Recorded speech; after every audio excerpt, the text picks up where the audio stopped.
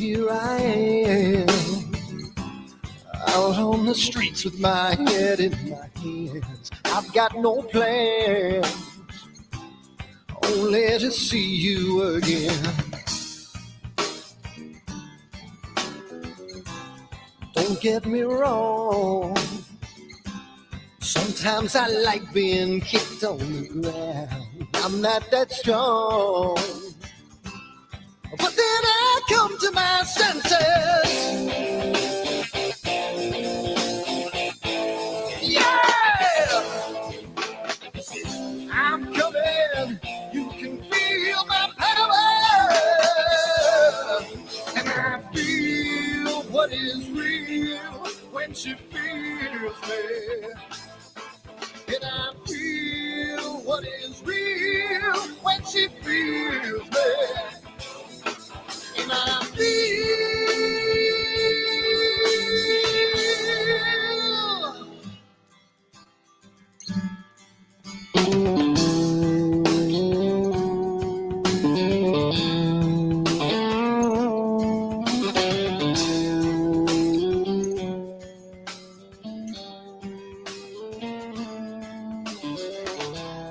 don't be afraid. Don't do that man with the scar on his face. It's a charade. It's just the way you've been living. Yeah! I'm coming. You can feel my power. And I feel what is real when she feels it. And I feel what is real when she feels me. Yeah. And I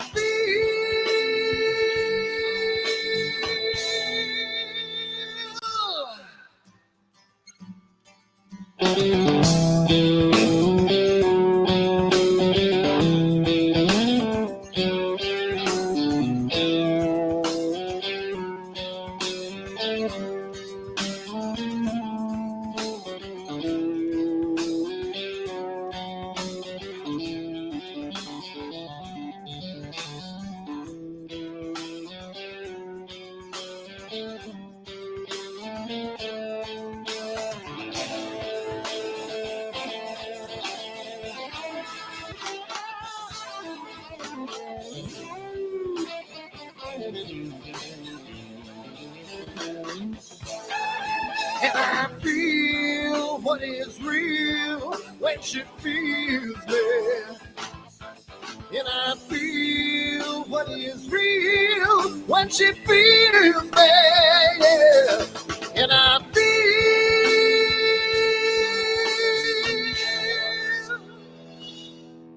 And I feel what is real when she feels me.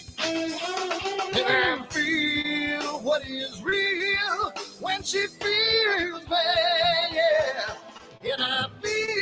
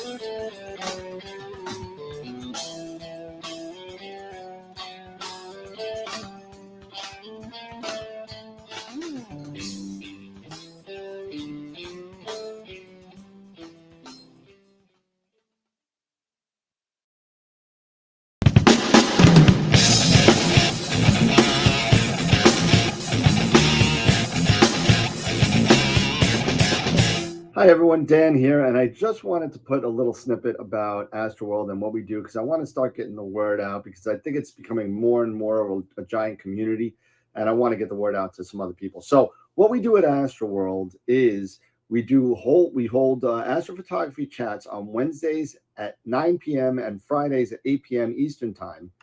And we just talk astrophotography. Wednesday's more of a techie kind of advanced intermediate, and Fridays is more of a newbie kind of thing. So if you want to check us out, and if you want to, hang out with some semi-decent people that like to go off the rails a little bit and have fun while they're doing it, come check us out at AstroWorldWeb.com, and you can check out the schedule, and you can sign up for all the free giveaways that we do. We just gave away an Eagle 4 Pro, an Optilong filter kit, Charles Brackenstein's books, and a whole bunch of other stuff. So come to AstroWorldWeb.com, hang out with us, have a good time, and as always, remember to keep imaging, keep educating, and clear skies. And I'll see you soon. Bye-bye.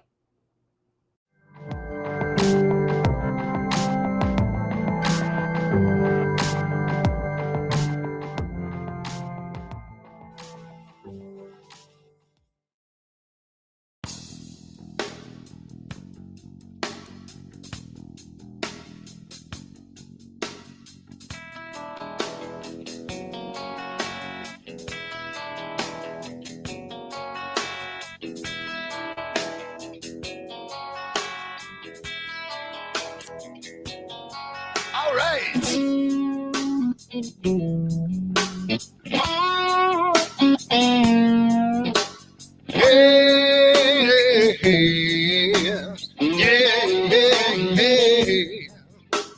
Where did my color go? Got your head in the sand. You can't be in control, using a powerful hand. I wanna be you, I wanna see you. Don't taste the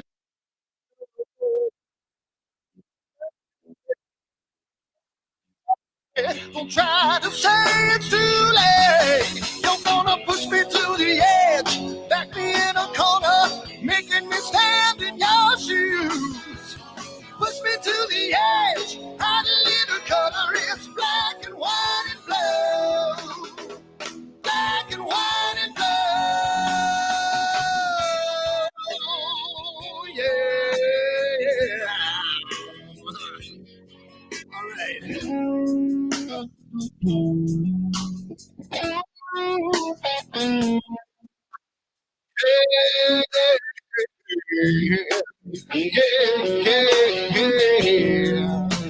Cat learns to ring a bell. Rat gets free from the maze. We can be taught to love. We've got to learn a new way. I wanna see you, I wanna be you. Don't taste the kisses of hate. Don't try to tell me, don't try to sell me, don't try to say it's too late. Yeah, you're gonna push me to the edge, back me in a corner, making me stand in your shadows. Push me to the edge, add a little color, it's black and white and blue. Black and white and blue. Yeah.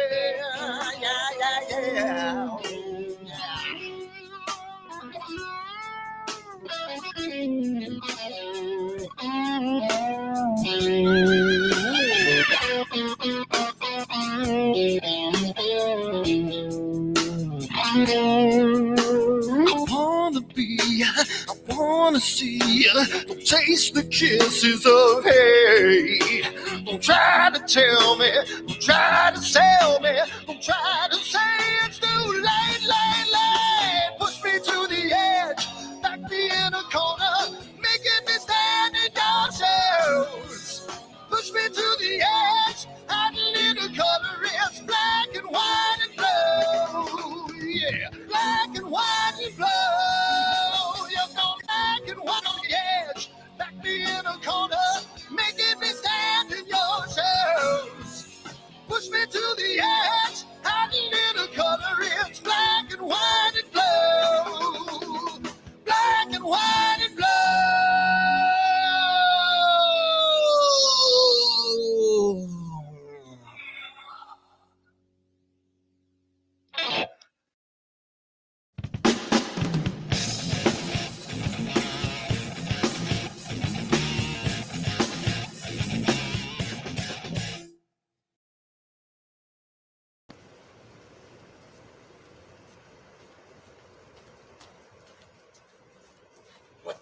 on my telescope now.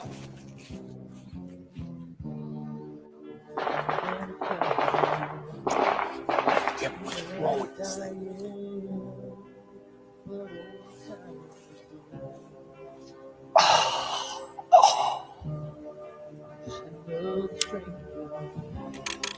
Another lost Lone Ranger.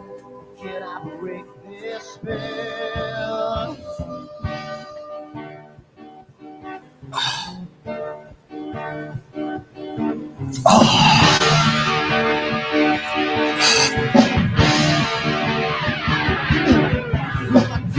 One thing right, do I make two things wrong?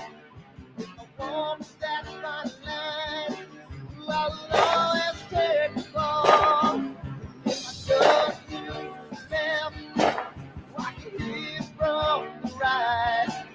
I sleep all day long, then I breathe down through the night.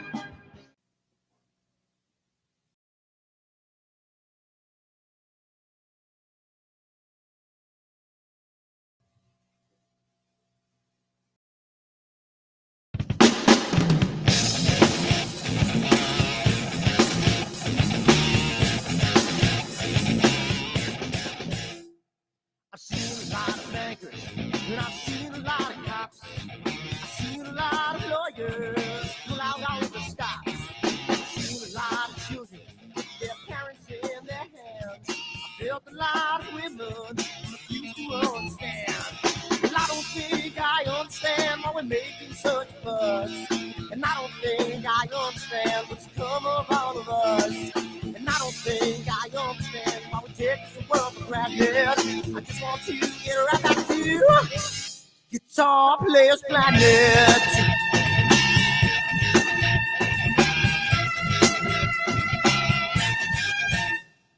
You see it in the papers, you read it every day. The riots and the fires going on in South LA.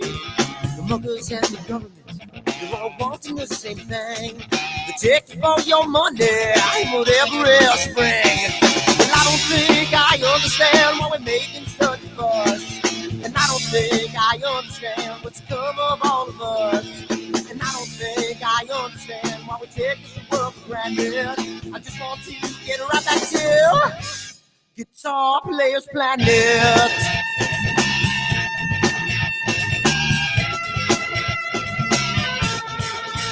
Take me.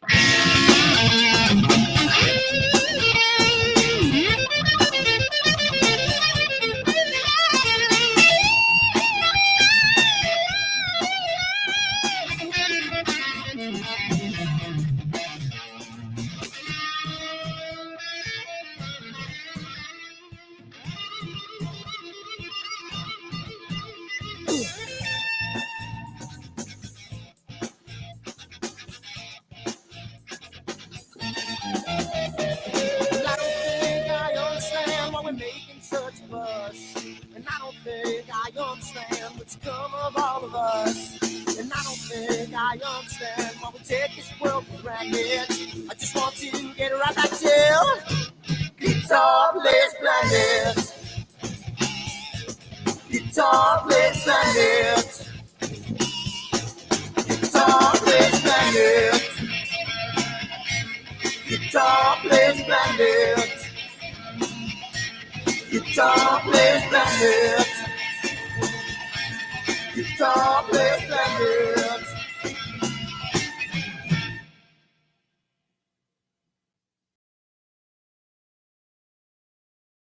Are you ready for the next solar eclipse?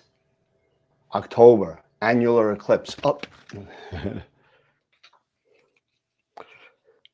Don't let your glasses fall off when there's a solar eclipse. You might hurt yourself. Let's try that again.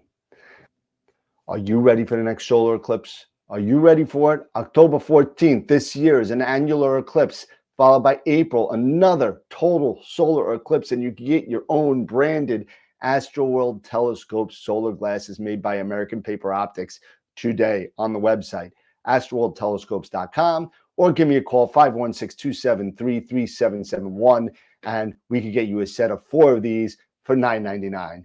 Come on down again, AstroWorldTelescopes.com, and keep imaging as long as you don't have a solar shade on. Keep educating in clear skies, and we'll see you next time. Bye-bye.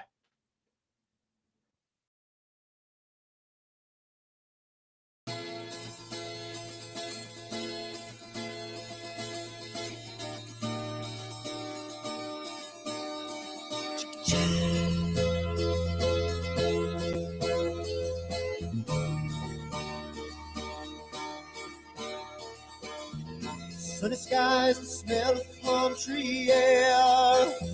Looking back, I could never feel fair. The way the music has touched my soul, the way that the South holds its control. But I've got a new way to choose. I'm gonna start running back to the lands of the new. Oh, na na na na na na.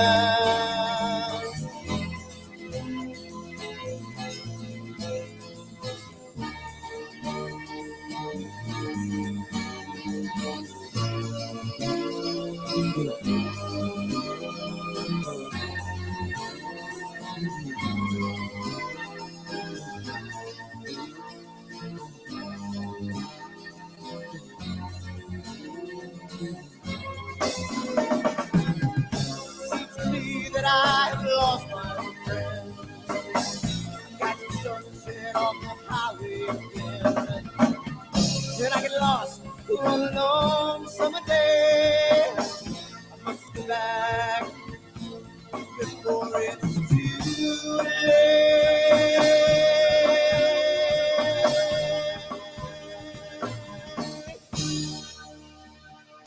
You're afraid, you're feeling alone. Time and space can never unfold. The holidays can ring in your fear. The ghost-stream embrace can only mean tears. And I've got a new way to choose. I'm gonna start running back for lands of blue. Oh, na na na na na na.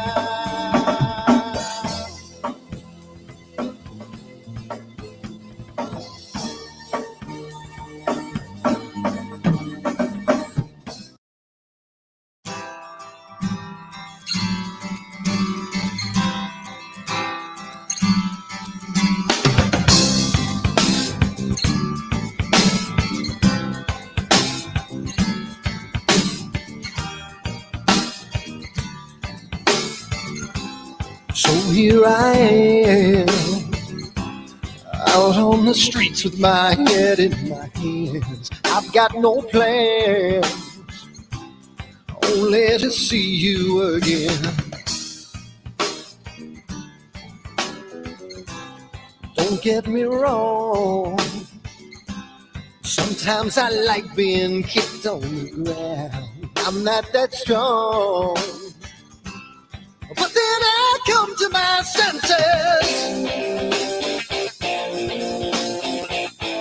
Yeah! I'm coming. You can feel my power. And I feel what is real when she feels me. And I feel what is real when she feels me. And I feel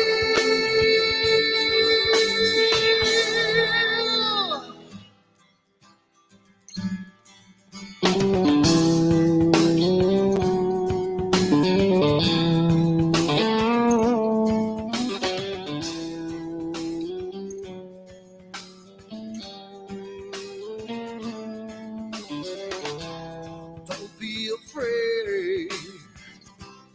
Don't do that man with the scar on his face. It's a charade.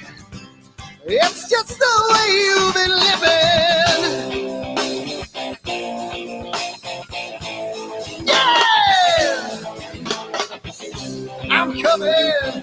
You can feel my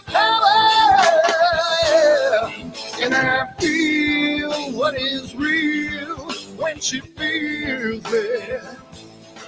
And I feel what is real when she feels me. Yeah.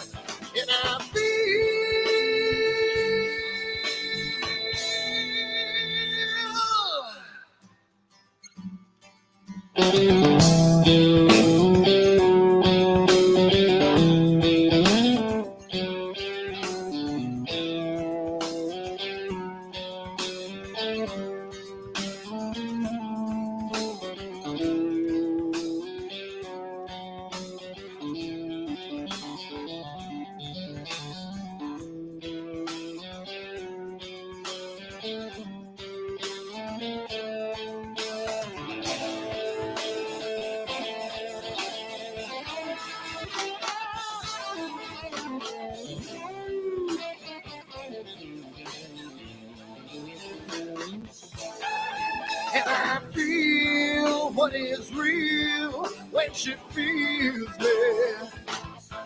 And I feel what is real when she feels me. Yeah.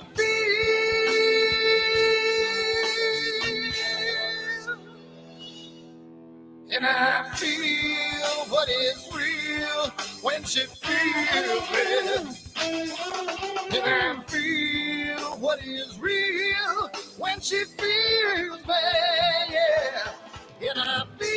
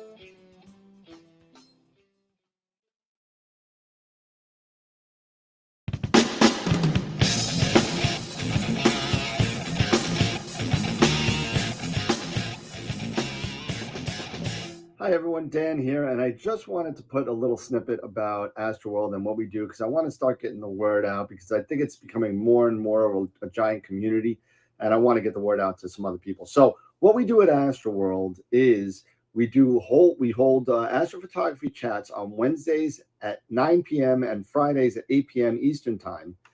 And we just talk astrophotography. Wednesday's more of a techie kind of advanced intermediate, and Fridays is more of a newbie kind of thing. So if you want to check us out, and if you want to, hang out with some semi-decent people that like to go off the rails a little bit and have fun while they're doing it, come check us out at astroworldweb.com, and you can check out the schedule, and you can sign up for all the free giveaways that we do. We just gave away an Eagle 4 Pro, an Optolong filter kit, Charles Brackenstein's books, and a whole bunch of other stuff. So come to astroworldweb.com, hang out with us, have a good time, and as always, remember to keep imaging, keep educating, and clear skies. And I'll see you soon. Bye-bye.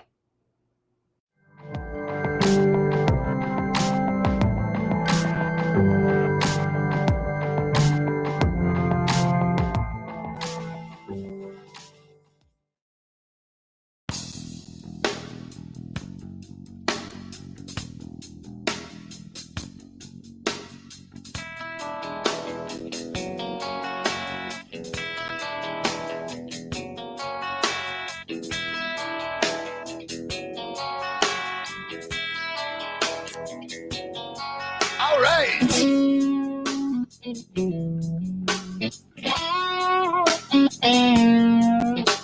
Hey,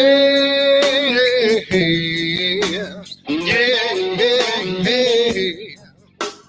Where did my color go?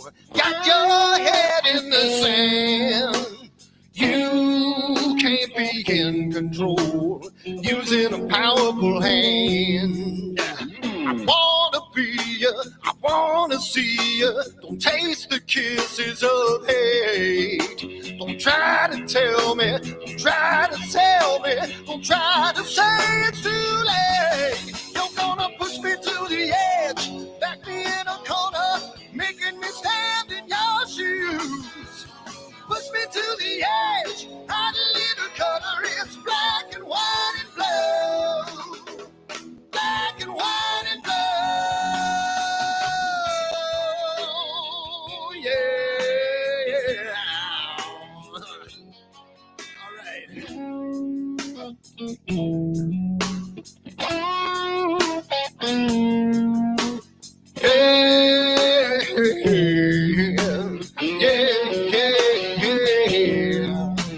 Cat learns to ring a bell. Rat gets free from the maze. We can be taught to love. We've got to learn a new way. I wanna see you, I wanna be you. Don't taste the kisses of hate. Don't try to tell me, don't try to sell me, don't try to say it's too late. Yeah, you're gonna push me to the edge, back me in a corner, making me stand in your shoes. Push me to the edge, add a little color, it's black and white and blue. Black and white and blue. Yeah.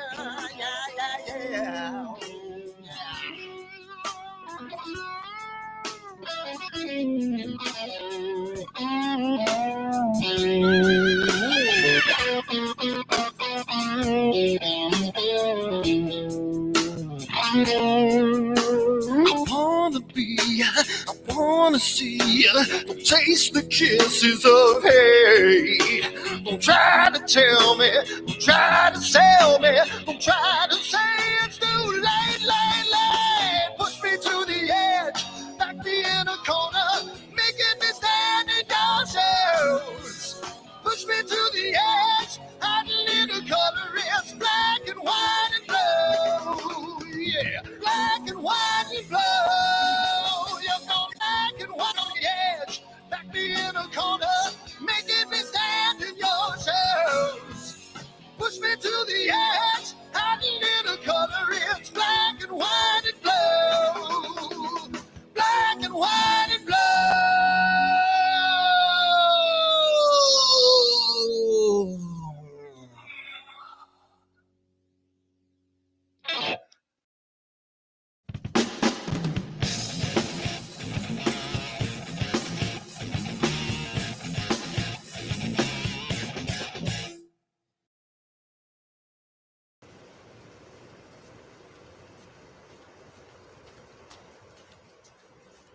What the hell's wrong with my telescope now?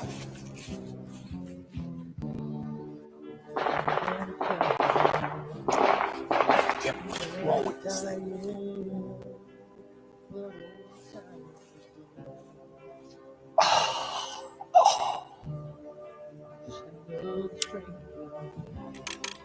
The lost Lone Ranger, can I break this spell?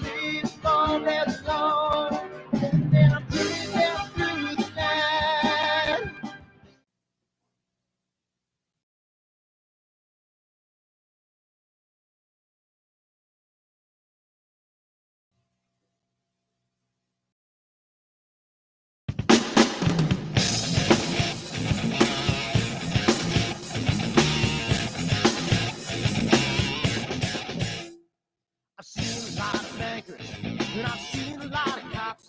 I've seen a lot of lawyers pull out all the stops. I've seen a lot of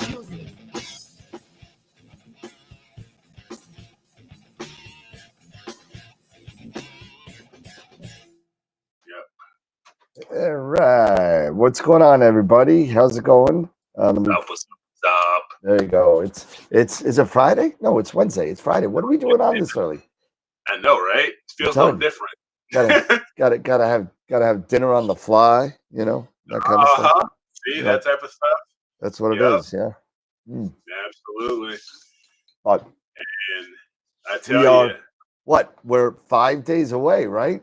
From the eclipse, right? We're 5 days away. Holy cow. 5 days. And hey, Matt, how's it going, my man? And it's been here, I'm sure, maybe even in, a lot of areas in the Midwest, but I know here up in Northern Illinois, I mean, we've gotten a mix. We've gotten rain, then some sleet. Now we got snow, and it's just been driving me crazy. It's been cloudy for days, and we just haven't been imaging or doing any of that, and it's just been crazy.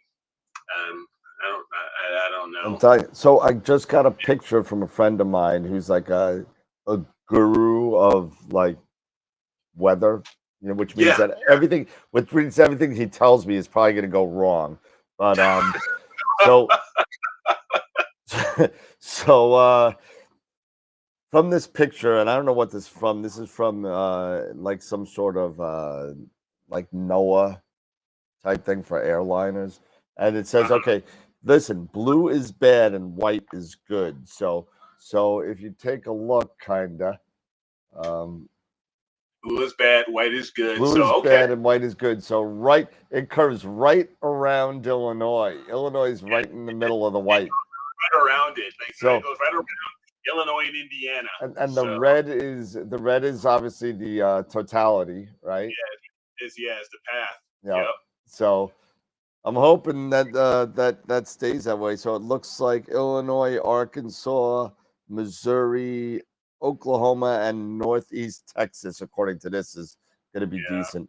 Plus Northern New York looks decent. Most of Buffalo area, but we'll see. Tom, you know how it is, man. Because I just messaged you this today, and you were telling me, how crazy it's been, and it's just like I said when I messaged you earlier in Discord. I'm like, just got to keep our fingers crossed. Right? Just got to keep our fingers crossed. That's what it is. And listen, we may drive 12 hours to Illinois or wherever we're going, and then on Sunday go all the way back if it's crappy weather. But either way, we definitely got to get up for some Cornish hens to eat. So while he's munching, and I want to remind everybody that the image of the week, the poll is up for this week's image of the week. Oh, gotta vote.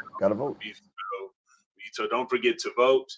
And starting Friday at 8 a.m. Eastern, the image of the month for March will be starting, and it'll run from this Friday until the 19th, which is the third Friday of the month, and that'll run until 8:30 Eastern. That poll will close 8:30 p.m. Eastern on that Friday. I believe that's the 19th. So you have plenty of time to get out there, check out these images. There were 5 images because we had an extra Friday in the month of March. So because March 1st was a Friday, so we had an extra day, an extra day as far as an entry. We have 5 entries for March. I'm looking at picture of the week. I'm sorry. Yep. Hey, Wayne's on here. Wayne Parker's on here from Wayne, you coming to Neef, Wayne? You coming to Neef, man? Come on. I know he in the Batcave. Those guys in the Batcave must be slammed, but I've been hearing some really, really great stuff about now they're starting to, really get the orders out to people are, new Sky Shed Pod S customers to get their pods, and it's moving out. So it's been pretty awesome. So congratulations again to you and your crew out there up north in Canada there, Wayne. So someday maybe I'll end up getting one, or I'll end up getting building what a roll off. So I just spoke right now, to I just spoke to Jeff from Dark Dragons yesterday. yeah, okay. And I said, listen, I'm probably going to be moving within the next year, maybe somewhere around there. So the first person I'm calling is Wayne for his Skyshed roll-off plans, and the second person I'm calling is Dark Dragons to fit it with the Dark Dragons roll-off stuff. So it's going to be awesome.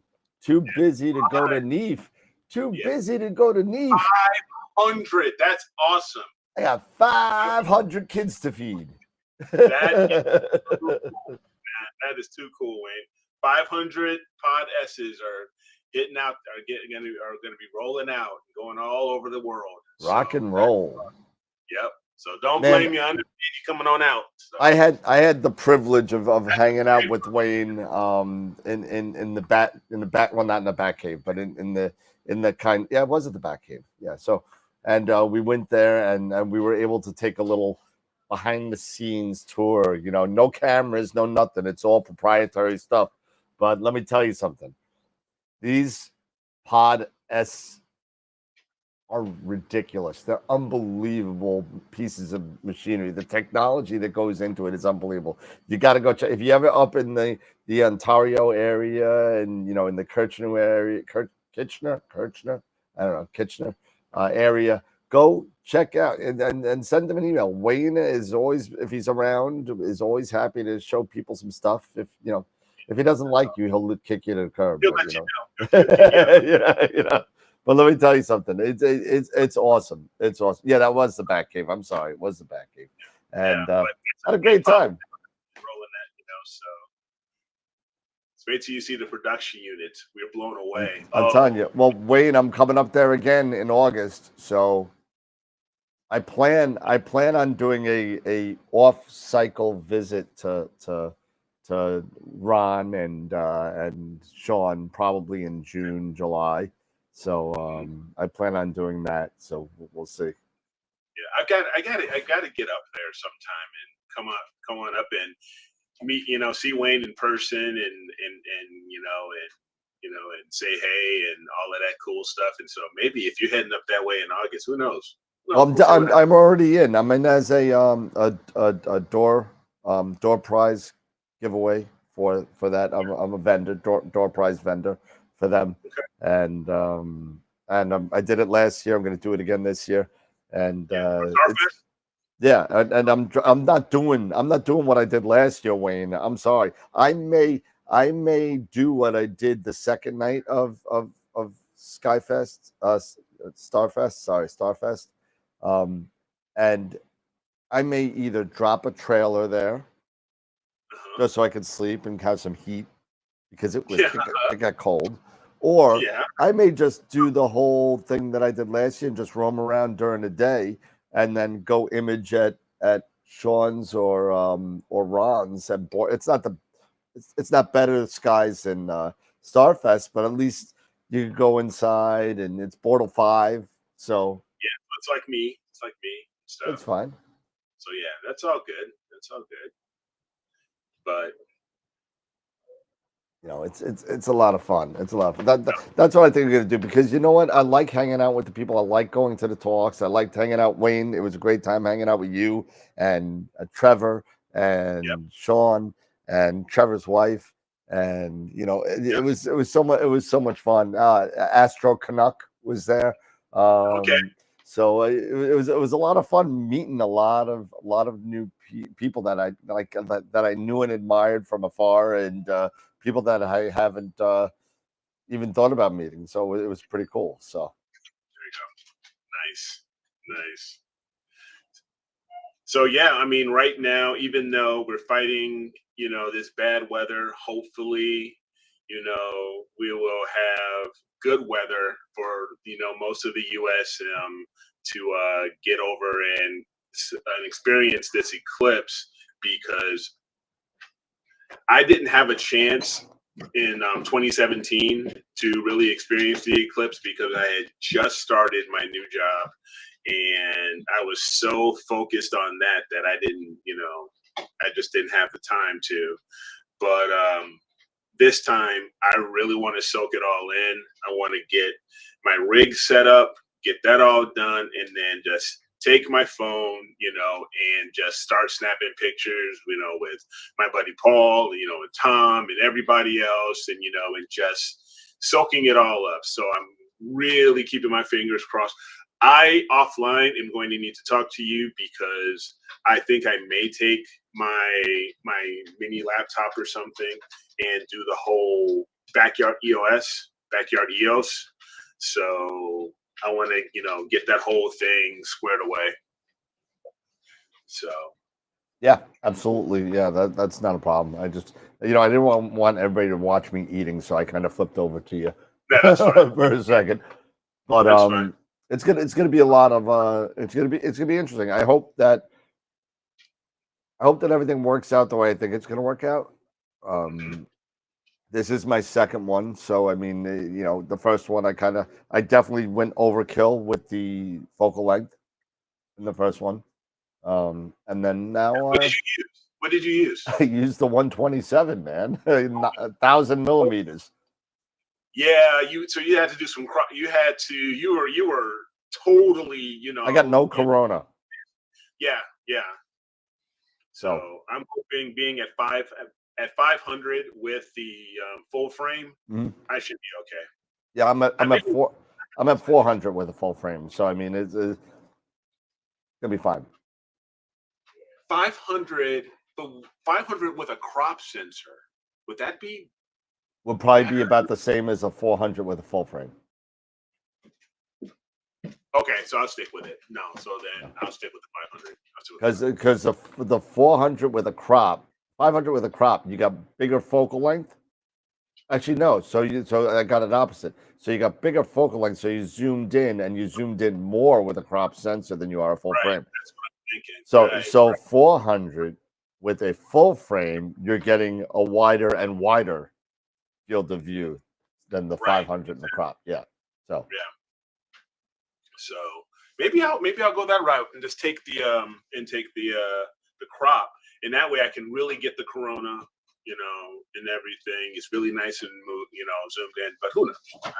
I'll probably end up taking both cameras. But you know what? With there was a conversation on Cloudy Nights regarding the resolution of these cameras, these 20, 30, 40 megapixel cameras now that are coming out, and one guy was telling me that he did some planetary with a what it was like a 102 with a, I think it was, I was looking up some information about the Uranus C.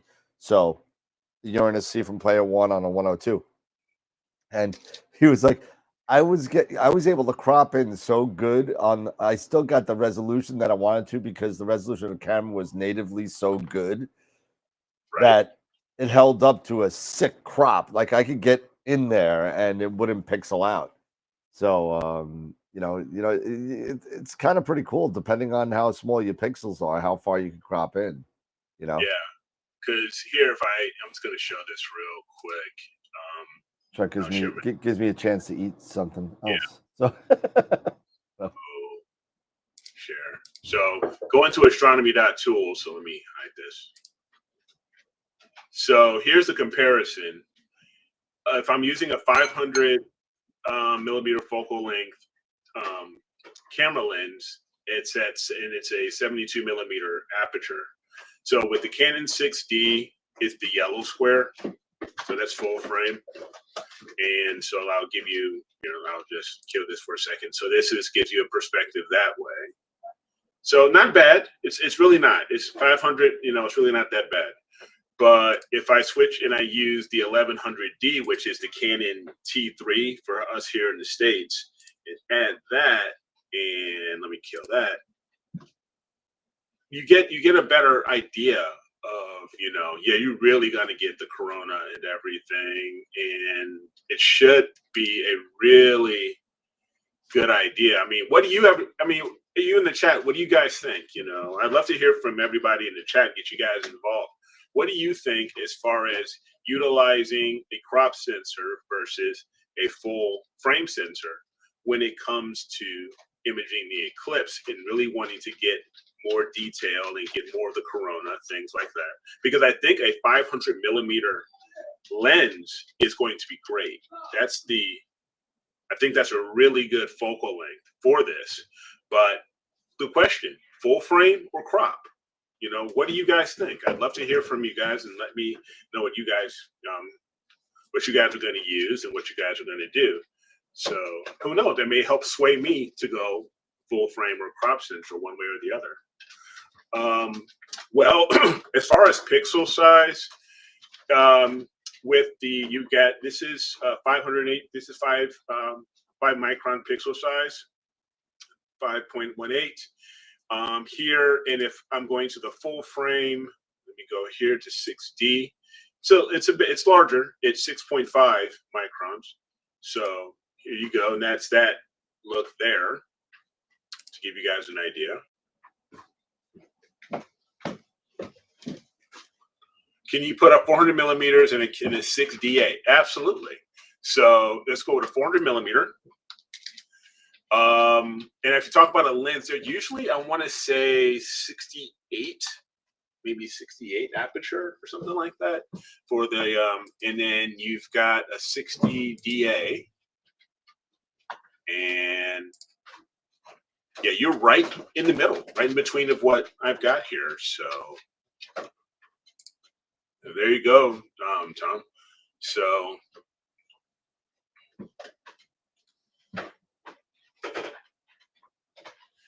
Chris here is asking, I was wondering if you could do a HDR and shoot really short and also go, long to spread the dim areas of the corona.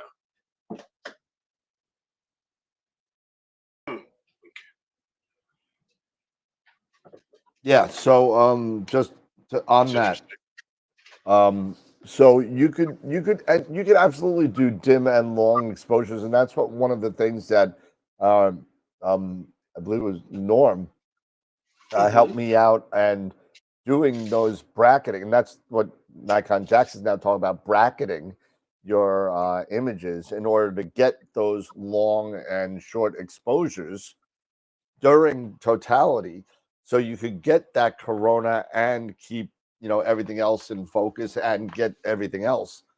So you could definitely do that and then plop it all together. So that's definite. You could do that. Okay. So Norm here is mentioning crop sensor with 500 puts you at 750. Might be a bit tight for a big field of view for the corona. So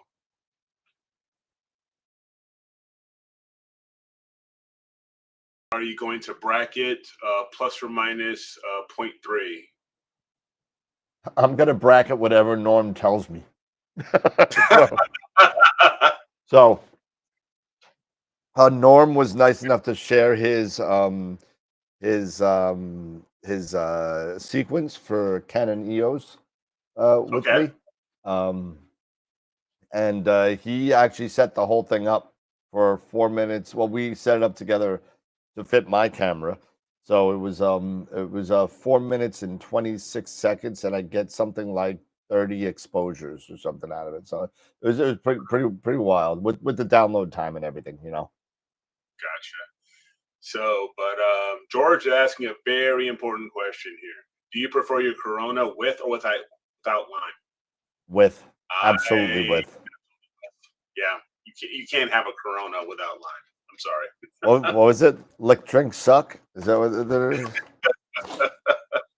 That's what it is, right? Lick the salt, drink the beer, and suck the lemon. Something like that. Cheers. Yep. Absolutely. Absolutely. So I'll go ahead and stop sharing here real quick. Stop sharing. Now that I've finished my dinner. So.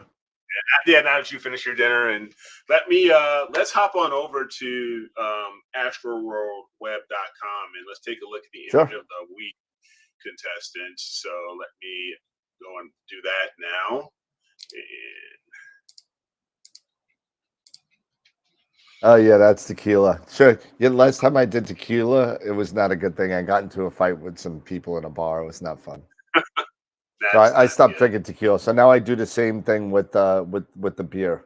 So All right. So last week's image of the week, the final image of the week winner for March of 2024. We congratulations again to Chris and to Jeannie for their collaboration on this awesome image that they did, this solar image, and all of the different, with the different phases and even the partial eclipses and stuff like that. So very nicely done. So we have now for April 5th, polling is open. And here's our first entry, M51. This is a collaboration by Dave Schaefer and Tom Peter. So it gives you really good information here on what they're doing. We see here we're using a William Optics GT81 and for scientific 127. So very nice. We have Comet Pons Brooks by Dr. Greg Meyer. And this is a very nice shot. You also have the great landscaping here with Andromeda. So nice company. I voted for Tom's half.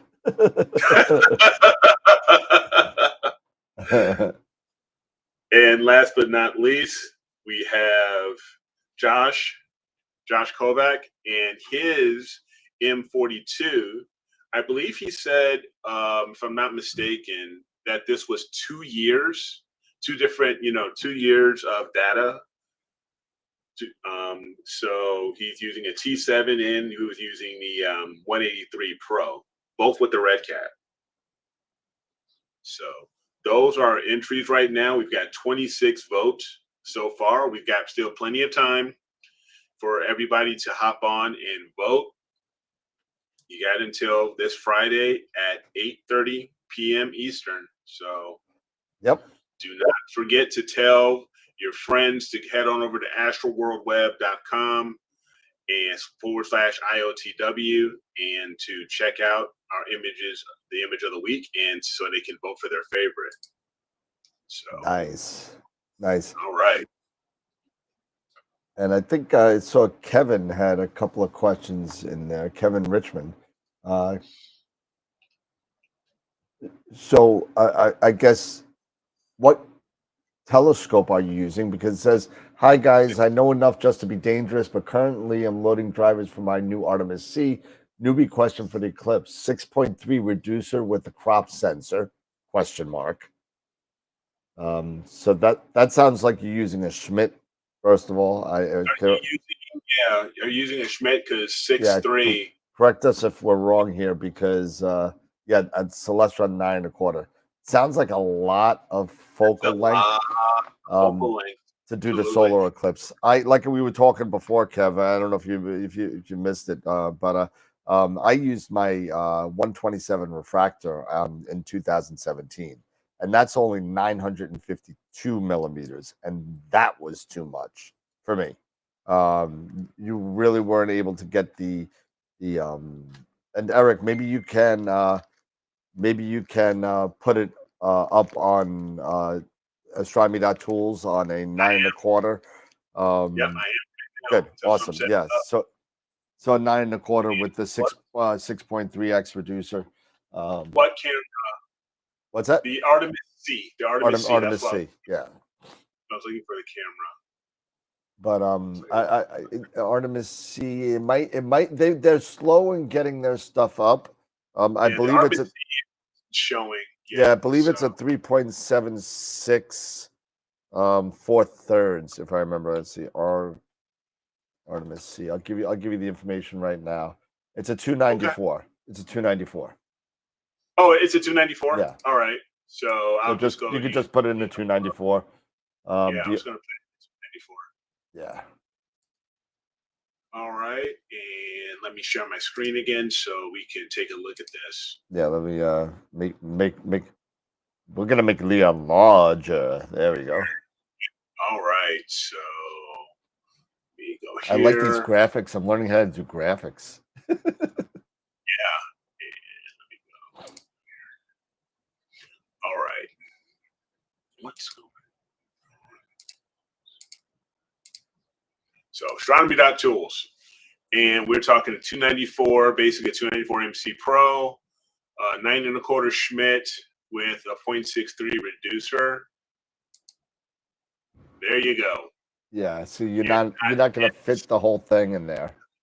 You're able to fit the whole thing. Nope. So you miss out on the corona and everything. And you got to remember also, you're using a reducer, which makes your scope faster, even though you're getting the benefit of a wider focal length. You know, you're knocking the focal length, you're making the inherent object brighter. Now, the sun's already bright enough. You know, your exposures are gonna have to be like super short, like 1/2000. Well, I mean, it's gonna be crazy. You're gonna have to do some testing on that. Well, you also said, what about the Canon T3i? And I really don't think it'll make a difference. The T3i Is is it 350 or the 300? T3i? the 350. I think it's a 350 because I had one. Let me see. T3i. I mean, it'll fit, but you're still pushing that corona. Yeah. You really, really are. If the 350D is the correct sensor we're talking about, or camera, because it puts out like different like the model number, you have to really like hunt. I had to, because they don't put out like T3 or No, T3i. they don't. I'm looking at the. I know the 1100D. I'm sorry, it's a 600D. 600. 600D. There we go. No, not to the view. See that? Same exact thing. Same thing. Same exact size. Same exact size. Yeah, it's an APS-C. I don't see. They're both APS-C, so it doesn't matter. Yeah, so it doesn't matter. So there you go. Yes, it looks like you will be able to fit the full disc, but you're going to probably miss out on on the corona, Unless if you're going for like some, like just segmentation of the sun, like quadrants, that might work. Mm-hmm. But you're not going to get that. You're not going to. That's the whole point of the solar eclipse, to get it all in. That's even. Well, let's ask another question. Are you going to be in totality, Kevin? Because that's no. I mean, we're assuming that you're going to be in the line of totality. So I mean, if that's the case, that's fine. That is perfect. Go with the tripod and the 300. Yes, absolutely. You're gonna want something. You're gonna want something that gets all of totality. You know what I mean? You're gonna want something, and do yourself a favor. And I know that Norm offered this to anybody who's watching. If you buy a backyard EOS, I know it's a little late. We're 5 days away, and you're gonna have to like really practice over the next couple of days. But get backyard EOS, and I could send you the file for backyard EOS for your camera, but not for your camera, but for backyard EOS for a sequence of frames. Now you just got to time it to what your totality is. And from what Norm was telling me, I cannot take any of the credit for any of this because I did none of the work he did at all. So I'm just sharing what he did was to time it out a couple of times. And if your totality, let's say, is 4 minutes, you're going to want about 10 seconds on each side. So 10 seconds before, 10 seconds after totality ends, right? So do that, and then use your little, what is it, the solar eclipse timer app when you get ready and you get to your latitude and longitude, and it'll tell you 10 seconds to eclipse, right? Once that 10 seconds to eclipse sign goes on, you hit the play button, take off the filter, and just let it go. Make sure you're in focus. It's not an automatic focus. Make sure you're focused before. But It makes it a little bit easier when you sit there and have a little make a little tent for your laptop or something like that. Let me ask you something, and I mean, this may sound like a Eric question or something like that. Like, yes, but okay. Once we get it into focus, when we're using the filter, does the filter cause any issues where we have to do any type of focusing once we go and take it off and we're going into totality? I mean, I would look at it again, but I didn't see any difference in focus between the filter and off. I haven't seen that. Now, not needless to say, you should check it. You know what I mean? Yeah. And just but you got to sit there and absolutely just play with it a little bit. And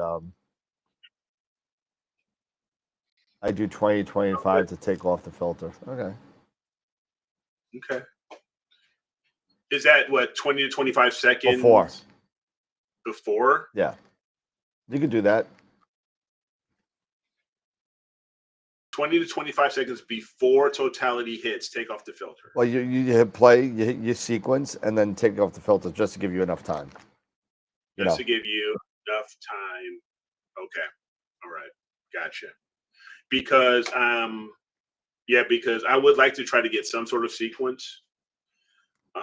It's just you always talk about, don't take off your filter before you hit totality or whatever thing. And I just want to make sure if we're thinking 20 to 25 seconds and I hit that play button and I take that filter off. Not for nothing. I mean, I don't know if this is good or bad. I'm not a photographer during the daytime, but I've taken plenty of photos of the sun without a filter on it, right at it. Just take a picture. What? You're not. I got plenty. I'll take pictures. Sunsets. We take pictures of sunsets. We take pictures of the sun.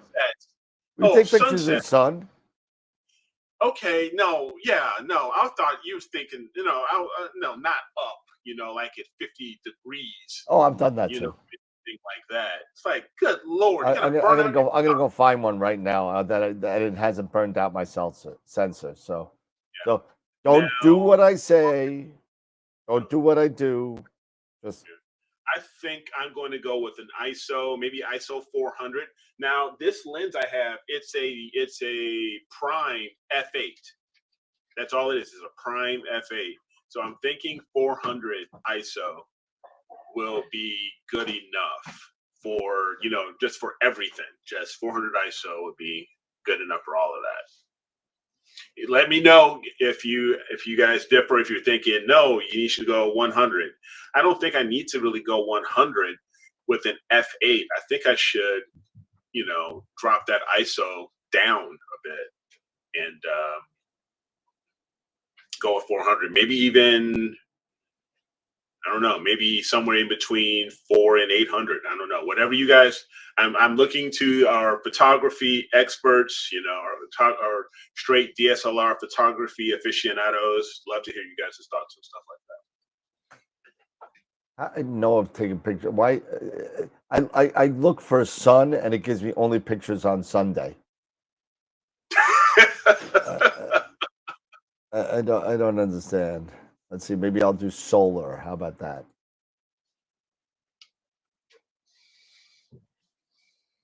Let's see.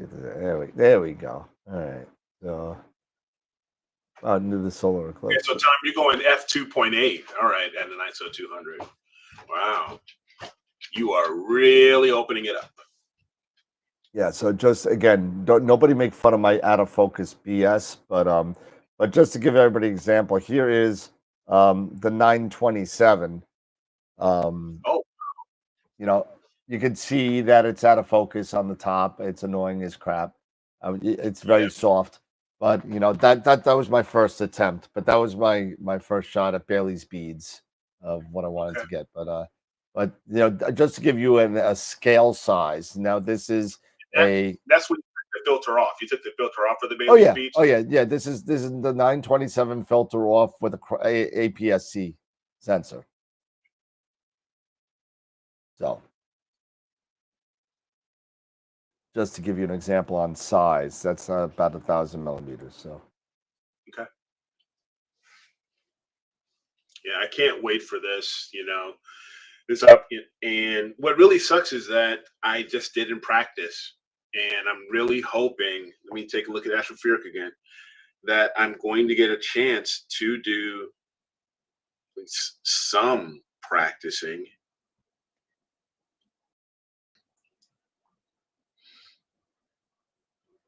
Yeah, I've had nothing because it's been raining for the past 4 days. So Yeah, maybe I'll have a chance to do something earlier in the morning on Saturday, maybe at about 8 or 9 o'clock. I yeah, might have a chance to do some practice, and maybe, yeah, that's going to be really the only time. Oh wow, yeah, it looks here in Belvedere. It looks bad. I mean, it looks like it's just straight cloud, yeah. nothing. No, I mean, yeah. So, See that? So, like right now, for Monday here, it's nothing but white. yeah, that's not good. So that really sucks. So Kevin, yeah, yeah, for that first solar image that I took, that was on an EQ6R Pro mount. Um, the one that I'm using today, and I'll show you one that I'm using. I'll show you what I'm using.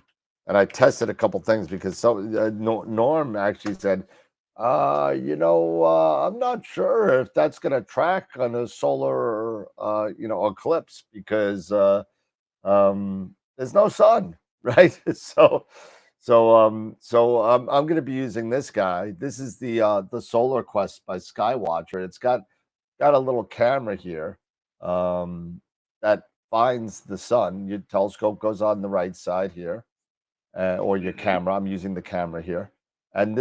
this is a little helio finder. It finds the sun, and it has built-in GPS. And if you take a look, I think it says already plan. Let's see, where is it? Ideal for Solar eclipses, Chinese space stations. Observe all that stuff, sunspots, Yep. So all so that. what I did was I took so I said, let me test this thing out because it's like, Norm, you might be right here because I don't know, there's no sun. This is helio find. I mean, if there's no sun, is it going to track? So what I did was I let it find the sun, right? And then what I did is I took my hat off and I took my hat and I covered the camera. Okay. And I said, let's see if it tracked. Sure enough, 5 minutes later, it's still there. So Still there. it might have moved There a you little go. bit. It might have, in all fairness, it might have, but with that focal length that you're at 400 millimeters, it's not going to move a lot. It moved it like the little square in the camera on the LC, the center focusing square. It Yep. started in the middle of the square, and it was part of it was still in the square at the end of 5 minutes. So it doesn't matter if it moves that much. I mean, you're just going to put it all together anyway. Kevin, no question here is a dumb question. Believe me, if anybody's going to ask a dumb question, it's going to be Dan. But are you using a tracking mount, with those DSLR images? Yeah, for me, yes. And just as Dan mentioned, the Solar Quest, that's a tracking mount. So yes, for me, that's an absolute yes. It's going to, for me, help me do it. And I don't know if I showed you guys what I'm going to be using. Just whatever works, right?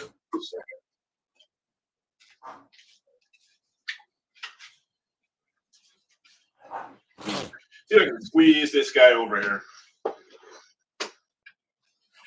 See if this makes any sense to anybody. All right, so yeah, that's a tracking,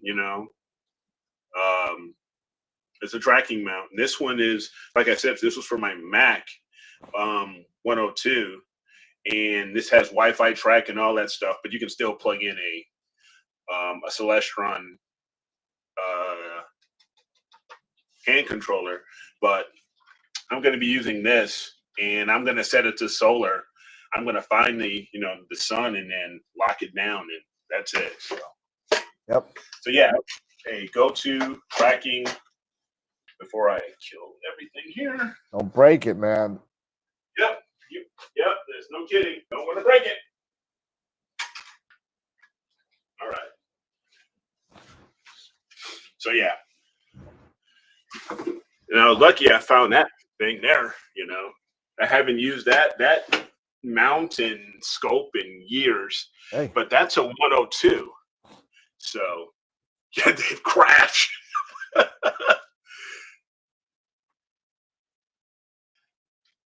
there you go. There you go, Kev. Yeah, just you know, listen, you got a 9.25 scope. You could get some awesome photos with that. And once you start, Yeah. you know, like you said, you just know enough to be dangerous. Well, let me tell you, once you start getting into automated focusing and polar alignment and plate solving and all the good stuff, all of a sudden you're gonna be like, this is a piece of cake. Don't worry about it. Just leave No it out. kidding, right? Leave it outside. Let Nina do its thing and have a day. But How am I going to do alignment on that thing? It's an alt as. So I'm gonna level it out. I've got a bubble level. I'm gonna Yep. level it out and then set everything up and then just turn the guy on and say, go to the sun. Yep, just point it north and go, right? So When the north to go. you know, That's what I'm hoping for. that's another reason why I love the Solar Quest, because I don't even have to. I can turn it any way I want, and just turn it on. And what it does is it finds level automatically first. I did a video. If you haven't seen the video, there's a video on YouTube on AstroWorld TV. So it finds level, right, and then it gets a GPS fix, so it knows your latitude. So all of a sudden, so if it knows your latitude, now it knows the latitude of the sun at that time, because it's got GPS, it's got location, it's got a map of the sun. So once it finds level, it goes to the latitude of the sun, and then it moves in azimuth until that camera gets, I guess, really bright. You know, there's no way to see what the camera sees, so I'm assuming it sees like something really bright. And then there's a way to kind of change things. If you're a little bit off the first time, you can calibrate it, a one-time calibration where it knows where, you know, the center is of your sensor. You can move it a little bit, and then you could do that. But I'm telling you, it's for $530, it's a steal. So No, for sure.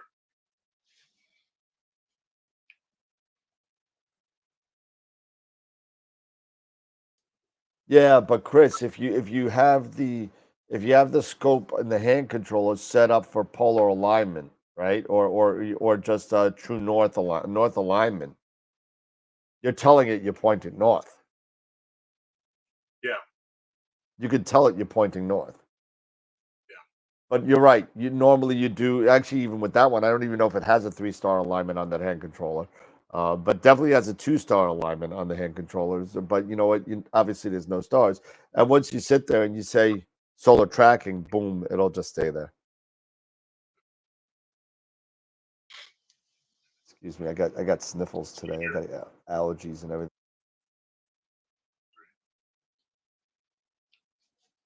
I just had to put myself on mute. Your allergies messing you up again? Yeah, I'm still not fully over last Wednesday. But I started hitting up the Flonase. So that takes some time. Gotcha. Yeah, so the Star Sense, you could do the same thing. You could actually, no, you can't with the Star Sense hand controller. The camera takes over. So that's one thing. So if you just use a regular Alt as hand controller, you could say north alignment, auto. I think it's called auto north, if I remember right. And it's been a while since I've used one. And then you're basically overriding everything and saying you're pointing north and level. So, and see with this particular mount, I don't necessarily need to use the hand controller because all I have, this is an alt as mount. I've got my AVX mount, which is of course an EQ mount. So, but this also has Wi-Fi. It's one of the AstroFi mount, so I can Gotcha. use my phone to Yep. do it. So maybe I can use that. I can make it move and do whatever and get it all lined up. And like I said, Saturday, hopefully, I can have an opportunity to get up, set this sucker up, set it at north, and then say go to the sun Yep. and see how it goes. Yep. The bottom line is you're doing something. You're doing a photography of an event that is 4 hours long. The entire kind of, from first contact to last contact, right? But totality is anywhere from 3 to 4.5 minutes. I mean, at max. 2.5. So what's Correct that? me if I'm wrong. Correct me if I'm wrong, Tom. For us, if we being in Terre Haute, I think it's for us. I think 2.5. Really? You got to Yeah, come I to think us. It's 4:02, like 2 hours So- away east. So it's so, 4 minutes. I don't know. In Frederick, it's 4 minutes and 2 seconds. So, but you got to remember, you want to make this as simple as you possibly can because you are now under a time constraint. This is something that's going to be gone in a minute or 2 or 3 or 4, depending on where you're at. But you got to make sure that it's as easy. Do your run throughs, practice a couple days before, do your thing. Obviously, you can't, do the whole take the filter off. Don't do that. Just, especially if you're doing if you're taking one shot of the sun, it's not going to take your, but if you're taking 4 minutes of data on it, you could definitely, you don't want to do that without a filter unless if it's in totality. Once totality comes on, take that thing off. Once it's done, put it back on, and you're good to go. Yeah. So yeah, Tom. Yep, 2 minutes 36 seconds. So 2:36. Yeah. I'm 4:02 in Frederick. yeah, that's nice. You're right there in the heart of totality. Then Yeah. So you're in the totality range. We are Yes. on the black line, which is yes, center totality. So after center. now what's going to happen is, we're going to get there and we're going to be the center of the center, and you guys are going to be left of center, and you guys are going to see the whole thing, and I'm going to see nothing. So, so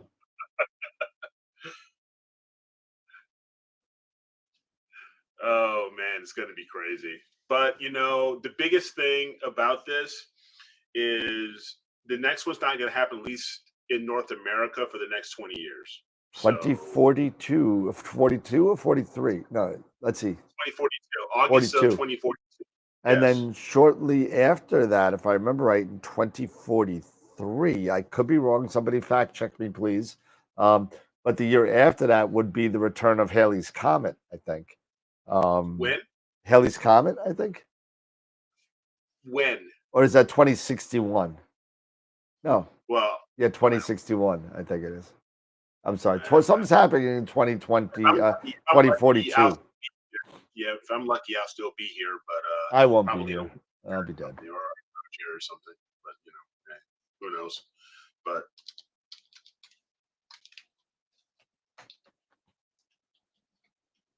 Let's so see. let's come to here. 2061, July 28th, 2061. I'm sorry. Thank you. 2061. So, yeah, that's, geez, even my kids will be in their 60s. Oh my God. That's not something to look forward to. Oh man, I don't know. Oh, your kids will have grandkids probably. Exactly.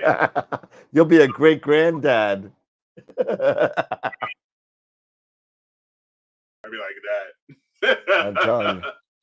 If I could just hold on till I'm 105, there you go. Yeah, so I'm right behind you. 2061 will make me a big 90. 2061. God, I'm just hoping I make it to 60.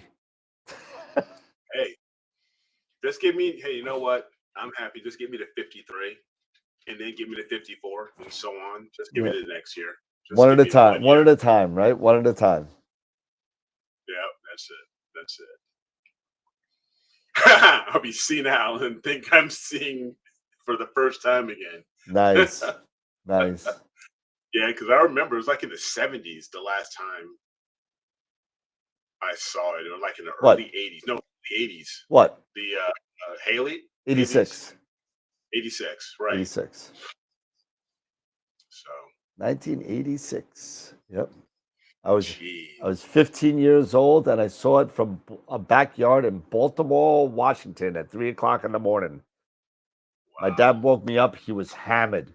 He woke me up. He's like, "Hey, kid, get up! You gotta see this!" Ah! I wake up. I look outside. I saw it. I went right back to bed. I was like, "I'm done." I didn't care. Now Yeah.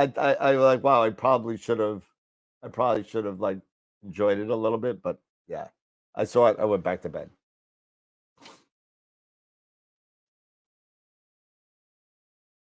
So what Yeah, else we it's gonna be. got going on tonight? I mean, So we're talking about this, and I was talking about a little bit.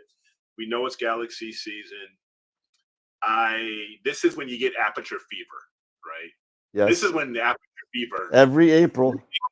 really hits, and it's been good so far for me as far as certain galaxies. But I think I want to go after the sunflower next. Okay. Maybe that, or I know Trevor was trying to go after the black eye.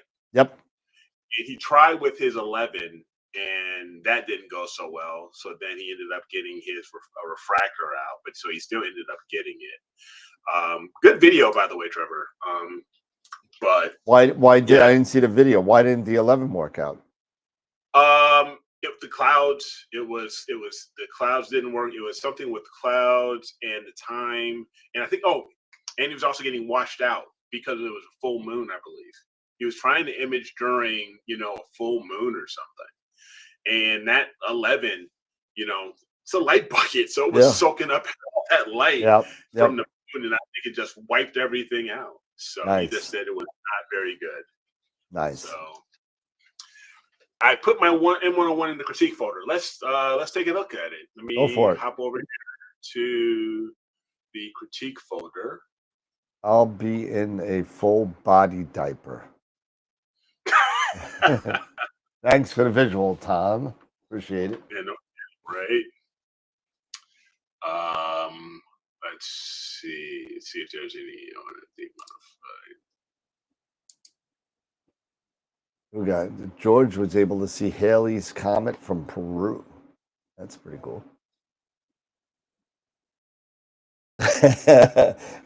Yeah, Norm. Yeah. Can we get some newbies? Put some stuff in the critique folder, because you know what? Our pictures have been getting so good on the channel. I mean, it's like. Let's see here. All right. He didn't have a dew shield, I guess, in Trevor's. Oh, yes, right. He didn't have a dew shield. That's right. He didn't. That's one thing he said he didn't have yet. So. Here we go. All right. Here we go. Ready to watch this. That's HA. That's some HA there. Yeah, look at that HA. It's awesome. That's great. That's awesome. Look at that. Look at the resolution of the head. Look at that. That's just awesome. Know, right? I mean, it's really good. Awesome. You will never see this picture again anywhere. Ever. Yeah, the Gungan head nebula. So there you go. Oh man. So here it is, Dave Schaefer's M101 in HA, HARGB. Is that the supernova over there? Yeah, right here. Yeah. Yeah, there it is. There's a supernova right there. But no, this is good. And one question, and I'm just for my own curiosity, why not try for some HA? Some luminance as well. There, Dave. Did you? Well, I think he's using his HA as his luminance. Are you using the HA as luminance? Okay. He's probably using the full HA and then a blended to knock the to get the knots. Correct me if I'm wrong, Dave. But very cool. Thank you, Kevin. Appreciate it. Submit anything you want. Don't worry. Don't worry. We don't make fun of anybody. We make fun of everybody. Don't worry about it. Absolutely. We're equal opportunity soldiers. Oh, it is LRGB and HA. Oh, it is? Okay. Because it was just saying Yeah, it just says HARGB. HARGB. Yeah, so. That's why I was curious. Yeah, a lot of people have been doing HARGB, so that's why I asked that, because everybody's been like, a lot of people that have been doing some palettes like this have been using the HA as their luminance and then scaling the HA back and then adding it to the red later on to make those knots pop, you know. Yeah. So I mean, loving the center, the core, everything, and you get in these arms, man, of the pinwheel. Yep. So fantastic. So congrats, man. This is nicely done. And everybody, if you haven't subscribed to the channel and you're new to the channel, feel free to subscribe and get our numbers up. We're almost at 2,100 subscribers. We're about 15 away. So let's go. Let's go. So here we have Markarian's Chain by Tom. All right. Tom Peter. It just amazes me every time I look at Markarian's Chain. Yep. Just the number of galaxies just in this shot. So it really amazes me. Yep. Look into my eyes. I know, right? Look into my eyes. Tell me what you see. So, it's almost like an alien. And I see another set of eyes. Right? No. Down. No. Right. Yeah, right there. Right. Those two. 1 and 2. Nope. Here? The first one that you hit, the flat one. Yeah. The flat one, and then up and to the right. That one. I see a wide set of eyes there. Wide set of eyes. Wide set of eyes there. Yeah, almost like a lizard or something. When Yeah. So, but no, this is awesome stuff here. As a matter of fact, I see another set right below the eyes. There's another set of eyes right below the eyes. Yeah. There you go. It's really weird. It's really weird. It's kind of like those what is it, like the Donald Duck in the dark thing, when you just see the eyes. And then you see somebody like Marvin the Martian open his eyes. He's like, they're right next to each other. You see a bunch of eyes. Tom says some guy on Astrobank counted them and found 117. It's insane. Wow. That's just amazing. That is just amazing. And we talked about, horologium last week in the supercluster and everything. And you got 5,000 galaxies or more in that, but still, this is nuts. Oh, that's a cool process, Dave. Yeah, use the image blend script to put the HA into RGB and then add the loom for the detail later. Yeah. One thing that I use, let me close this out. Yeah, it was what script? Is this the one we're talking about here? Under Well, you're like still on the picture, so yeah. So sorry. No, I was dragging over here. Because one script that I've been using a lot is under utilities, is the narrowband RGB combination script. But you have to have RGB. Yeah. So that would help. But so that was one that if I load a quick project here, I don't know.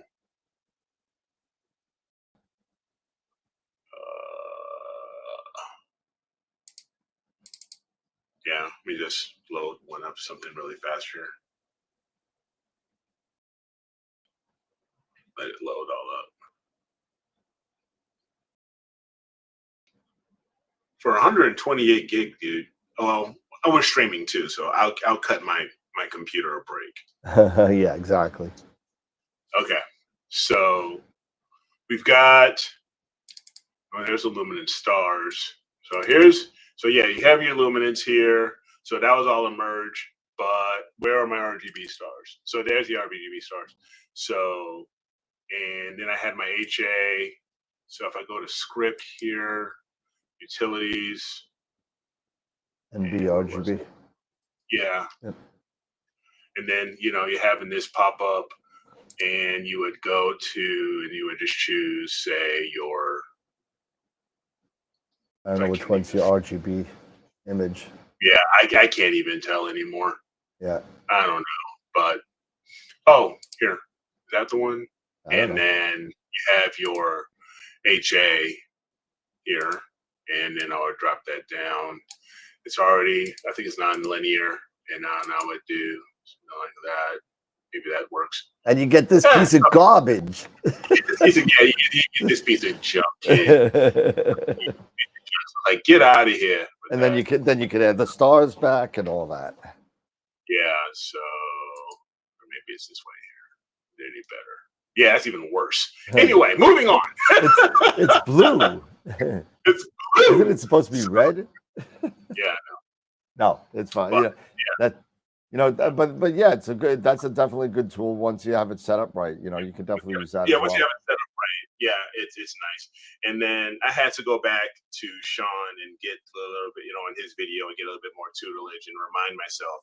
Oh yeah, when you know, because you don't want this red cast for right. your HA, to make a clone of your HA and just use your HA as a clone and then drop everything in for your HA RGB, so that way you can get so you don't get the red cast in the background and stuff like that. Gotcha. Yeah, just a little bit stuff like that. All right, so what else is in the critique? So let's look at else. What's in the critique here? Untitled M46 ABC. Let's see here. Okay. 46. So you got some open clusters here. Yep. So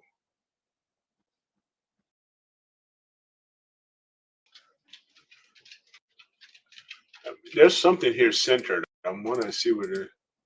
Like a little planetary. Go down a little bit too. You know, yeah, the other way down. Yeah, there's a little planetary there. That's probably like an A-bell. Okay, I'm just looking at stars. All right. Yeah, it's all just stars. But you got this open cluster here. It's pretty wide open. And then over here, what is you that? have another open cluster right over here. It's got to be an A-bell planetary, I think. Yeah, this guy here. Yeah. In the center. Yeah, probably so. It looks like it. It's got to be a little, you know, but that's a nice capture, though, nonetheless, to grab that little guy. That's pretty cool. That is you can see the central star in that too, if that's the central star. So we have that, and let's see, RGB final. Oh, somebody got it. I love that thing. That's awesome. I gotta take one of those. I really do. That's awesome. Because I did that in one of my constellation talks. I did that. Yeah, I am Paul Atreides. Joke of Arrakis. Silence.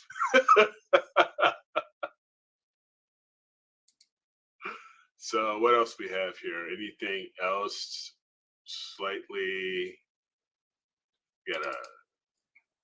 Okay, the Eclipse from 2017, a composite by Greg.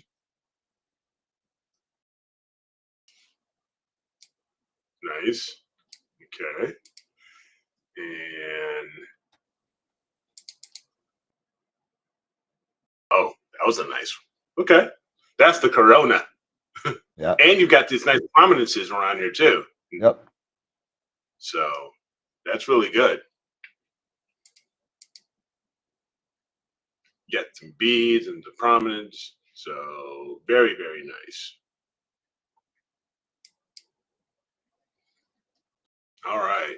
I think everything else is pretty old. Probably stuff that everybody's already looked at some point. But they're getting out some really nice. These are some pretty nice eclipse shots. Yep. With the beads and everything. You got the proms, so nice. So good deal. All right. Pretty cool. Pretty cool. It's very, very cool stuff, man. That's really cool stuff. I mean, it's getting to that time, getting closer and closer. So I think I'm almost checked out because I got to get up at 5 o'clock in the morning. I got like nothing. Last question. I see the Corona with the filter. Nope. You have to have it off. Yep. Take it off. You won't see anything with the filter on. No, take it off. Take off, you hoser. That cluster is M46 with a planetary. Photo was taken with a Thank you. Appreciate that. Appreciate that. It's great. You know what? I know I haven't been in the critique folder for a while, but it's really nice to check a lot of these out.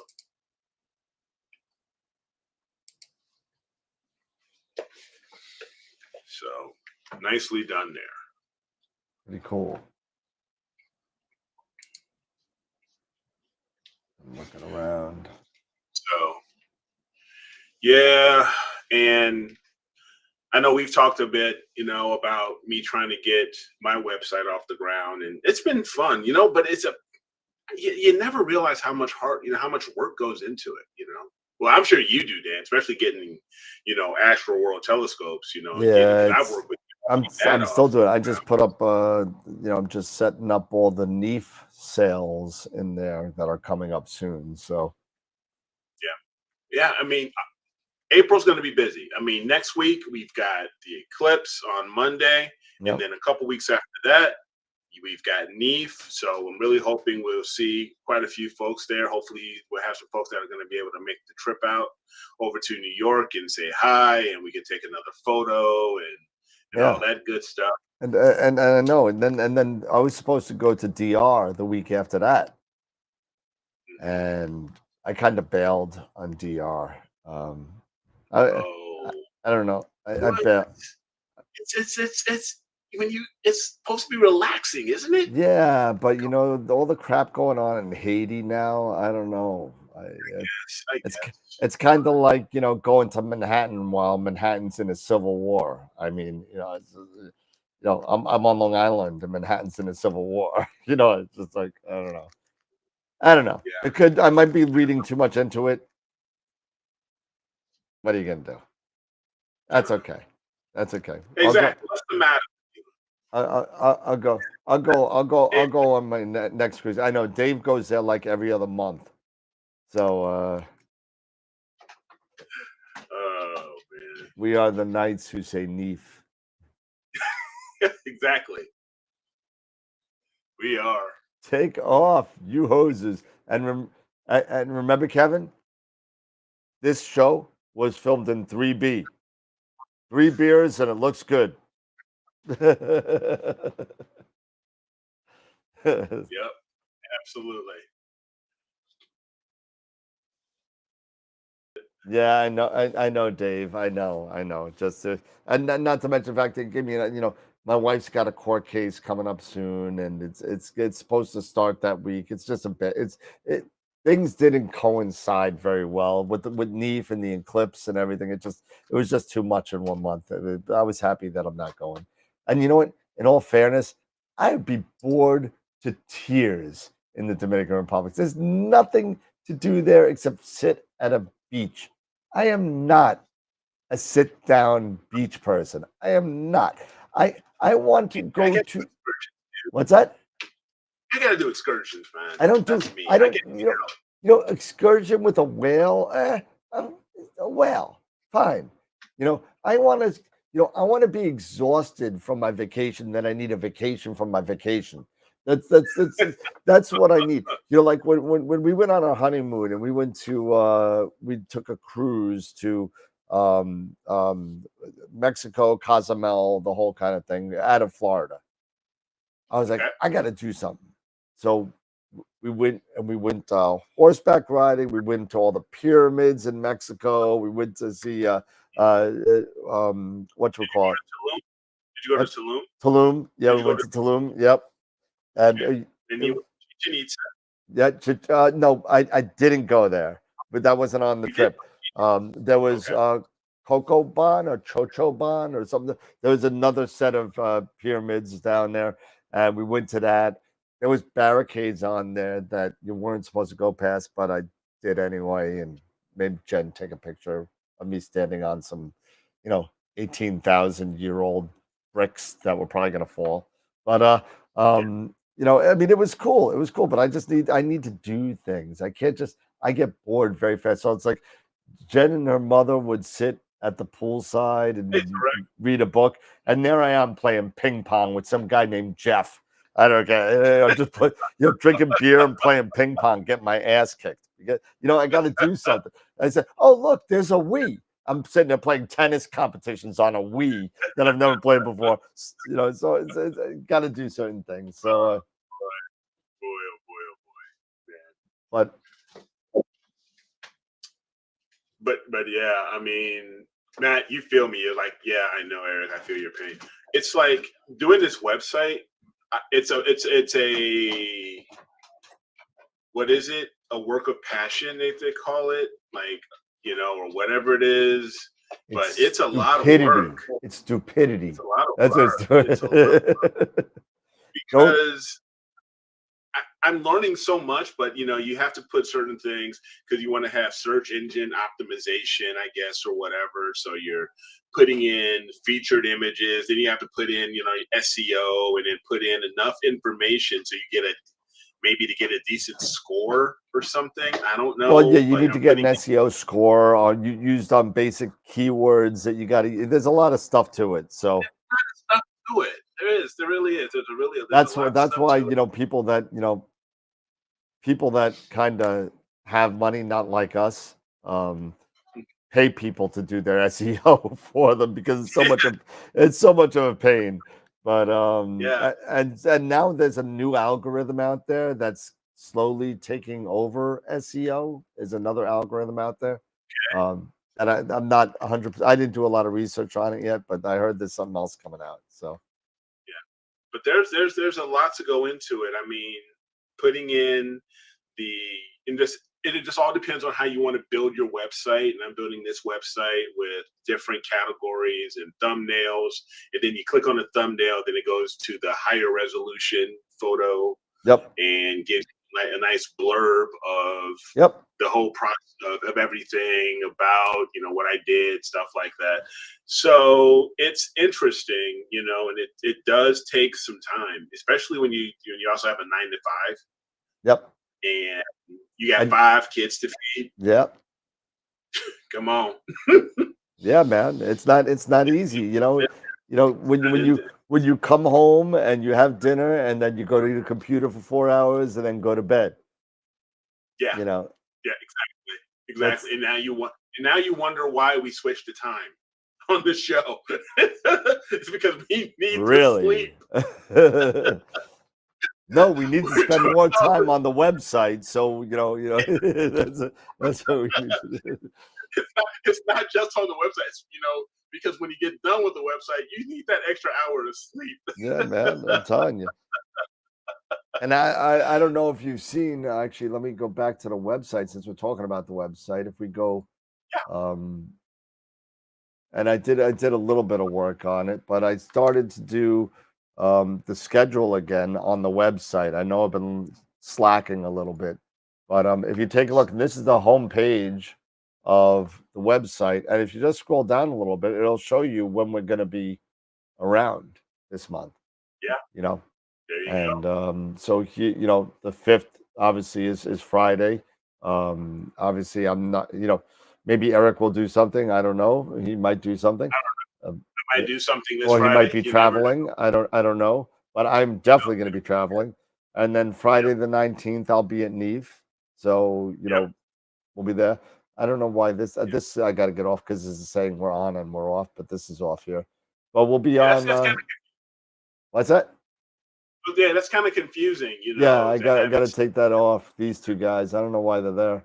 I just noticed that right now. So obviously got some more work to do, and that's it. So.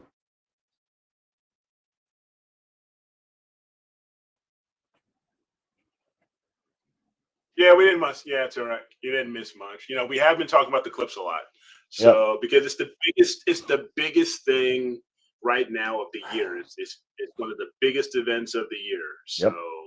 It is the biggest. It's the biggest events of all year, I think. I think it's gonna be the biggest one. well, you got the Olympics too. So. That's not a celestial event. And you know what? No, that's not good, but it's a big event of the year. No, screw the Olympics. What a waste. So bored with the Olympics. Track and field, and it's summer. It's the Summer Olympics, right? Yeah. Just like what I need more baseball. That's what I need. Hey, they have surfing now. Surfing. Oh, that's a sport. I forgot that they made that. They made that a sport. Yeah, I know. But getting back to AP and Galaxy season, you go after if you guys have got a long focal length scope. I hope you're getting some good galaxies out there. I hope you guys are. Yeah, you only got another month to go, and then we're out. So. Yeah, then everything closes back up. Then I go back to my refractor. Yep. So going after Nebula. I think this year I plan on. I think that sometime this year maybe I could get it from Jen as a Christmas present or something. I'm thinking about pulling the trigger on a 9 1/4 edge. Shut up. I think I'm gonna do it. I think I'm gonna do it. I think I'm gonna go back into the realm of Schmidt Cassegrain just for a couple of months a year. And then maybe get the Pillars of Creation, the close up, that kind of thing. But I'm thinking about just not even using a reducer, just going OAG and F10 and just F10. You done it. Yeah, there you go. And that's the thing. I mean, getting at that 2000, because the 9 1/4 is what, 2300? 2350. Yep. 2350 native, and then the F11's at 2800. So yes, it's like, which one? But to me, it gets the 11. I had an 11 at my house, and I'm sorry to put that on my mount outside. I'm not that strong of a person. I need, that's the whole thing. once you hit 9 1/4, once you hit 11, now you need to think permanent here and stay there. For me, I mean, there are some beefcakes out there that just, and I got it. I am man. I lift things up and put them down. So that's fine. Hercules. But they can lift. But I mean, I am not. I have zero upper body strength. I will kick the crap out of your neighbor with my legs, but I will not be able to do any. I won't be able to throw a punch. So I can't beat myself out of a paper bag. I can't. I have no upper body strength. So the 9 1/4 for me, even when I was 10 years younger than I am now, would probably be my limit of lifting and putting things on there. No, and like you say, it's the Goldilocks of the Schmitz that we talk about a lot. It's not too light. It's not too heavy. It's not too short of a focal length. It's not too long of a focal length, but it's just right. And the price is pretty decent, good too, because you go from a $3,000 scope up to an 11, which is 4,500. Yep. It's like, so it's like, it's a big question mark. Yep.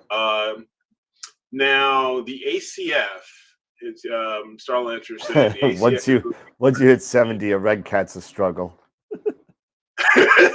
True. Very true. And Jackie's right too. You know, the edges are heavier.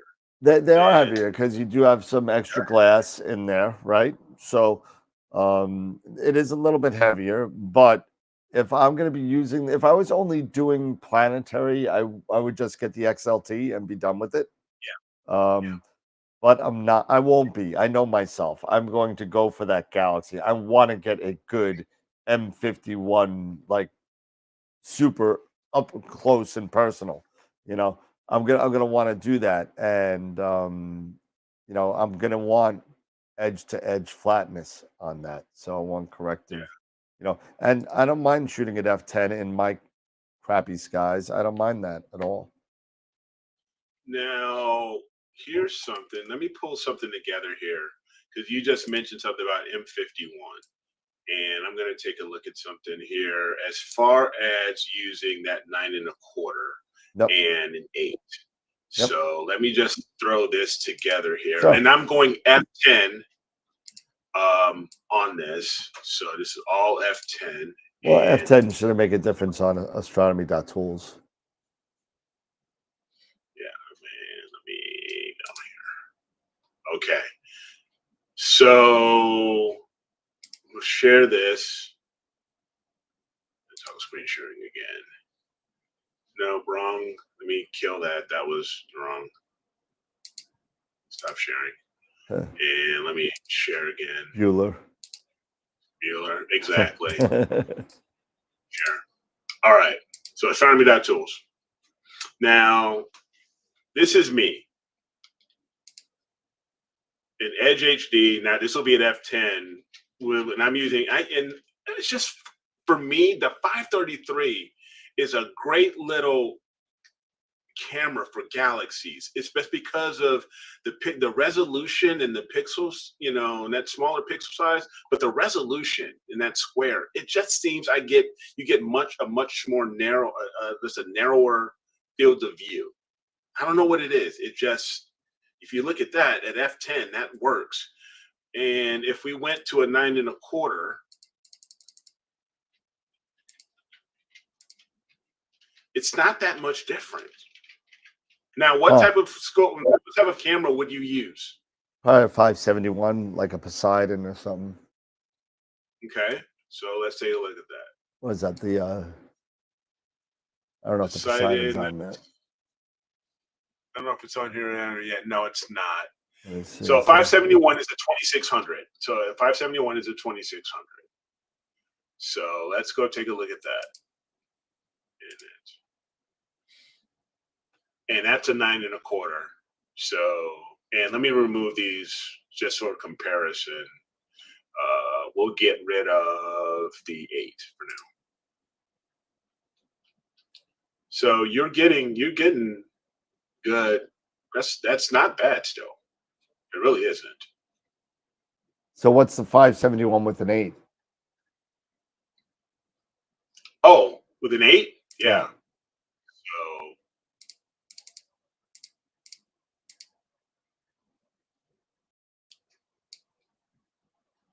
So get bigger? Just a little bit bigger. No, it's a little smaller. A little bigger, yeah. Yeah, it's a little bit bigger. So it's not that much of a difference. I mean, you're talking 2,000. Well, you got to remember, you're only talking 350 millimeters of difference. So now I'm wondering, should I just get the 8? You know, that's what I'm trying to get at. Is does it make sense a little bit to spend that extra money on 300 millimeters more of focal length? Yeah, considering that, like we were just talking about how much resolution you could get out of a camera these days. And yeah, and that's what I'm saying, because I mean, you get this out of the 533, for example, and the 533 and the 2600, they're both the same pixel size.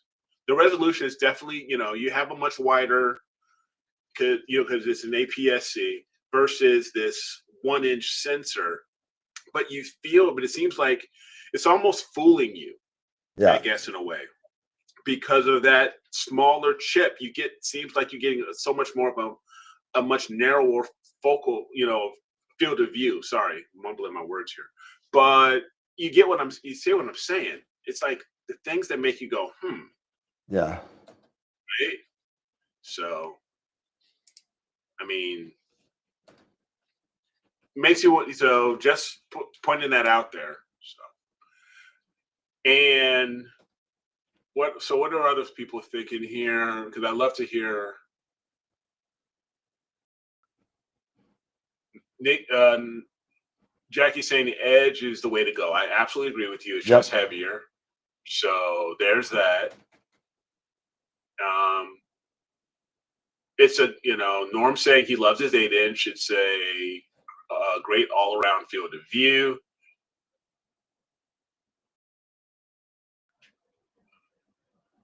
And what else? Norm says he's got the 8-inch meat and the 127. The 120, when you start getting into the 127 is about an 800 millimeter focal length or 700, something like that. So, yeah, I mean, it's just correct. When you talk about this, I'm still thinking about the 533 sensor. I don't like the square, but I could find something for that. This is what I'm thinking the 533 is really good for, is for galaxies. Because you're usually only going after that singular object. And you still have that smaller sensor, yes. 1-inch square, yes, but it seems like you get more of a even a more narrow field of view that you can really grab into it. So it's just, I don't know. It's hard to explain, but for example, and I know this is maybe a shameless plug here for my website, but I know a lot of people have already seen a lot of the stuff from my website. So, but here, if we go to stop sharing this screen and I go to here,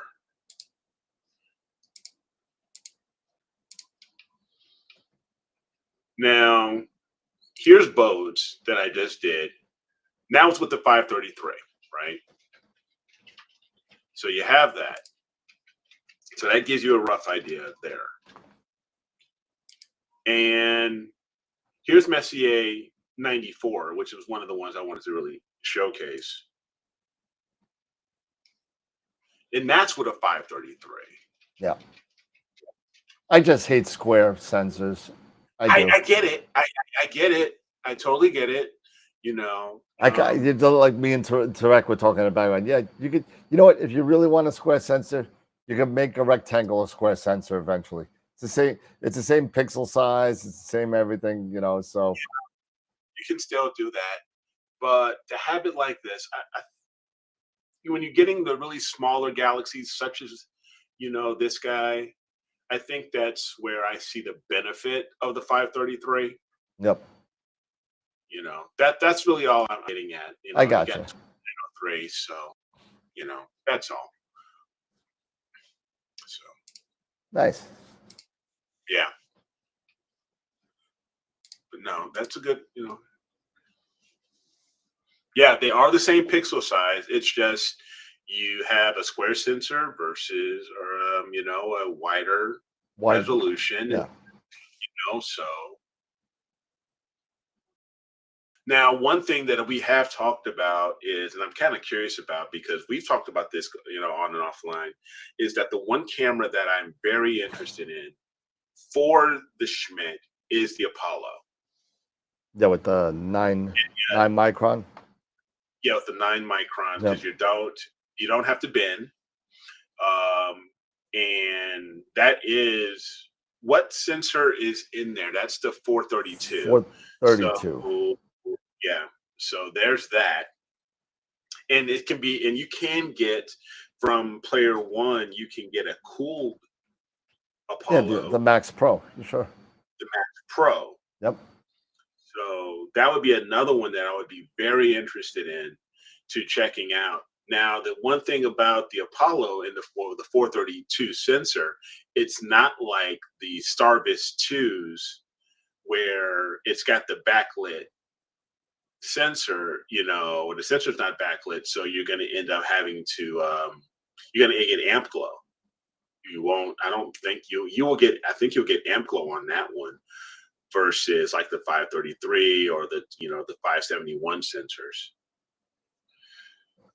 Yeah, because it's the reason why you won't have to bend with the Apollo is because Apollo Max Pro is no amp glow, by the way. Oh, the Apollo Max Pro is no amp glow. glow. 432s are no amp glow. That's a bonus then. So that I'm sorry. Well, that's all right. Let me back that up a little bit. It's low amp glow. They have this new technology on it that it's not so totally out, but they smooth it across the frame where it's not like this big bright supernova in the side. If you take a look, I could actually show you a picture of it real quick of a dark on what it is. So it's not as offensive, let's say, as the other ones. So that's what the amp glow looks like on the Apollo M. So you get a little bit at the bottom, and it's smooth. It's smoothed out through the top. So it says it's not a non-amp glow camera, but its amp glow is smooth, easier calibration. Yeah, just do some darks, you'll be fine. It's all good. So yeah, my biggest thing with the 294, Jason, was the 294 mono. Why I ended up getting rid of it was the flats, especially doing narrowband flats. It looks like a Warshak, painting.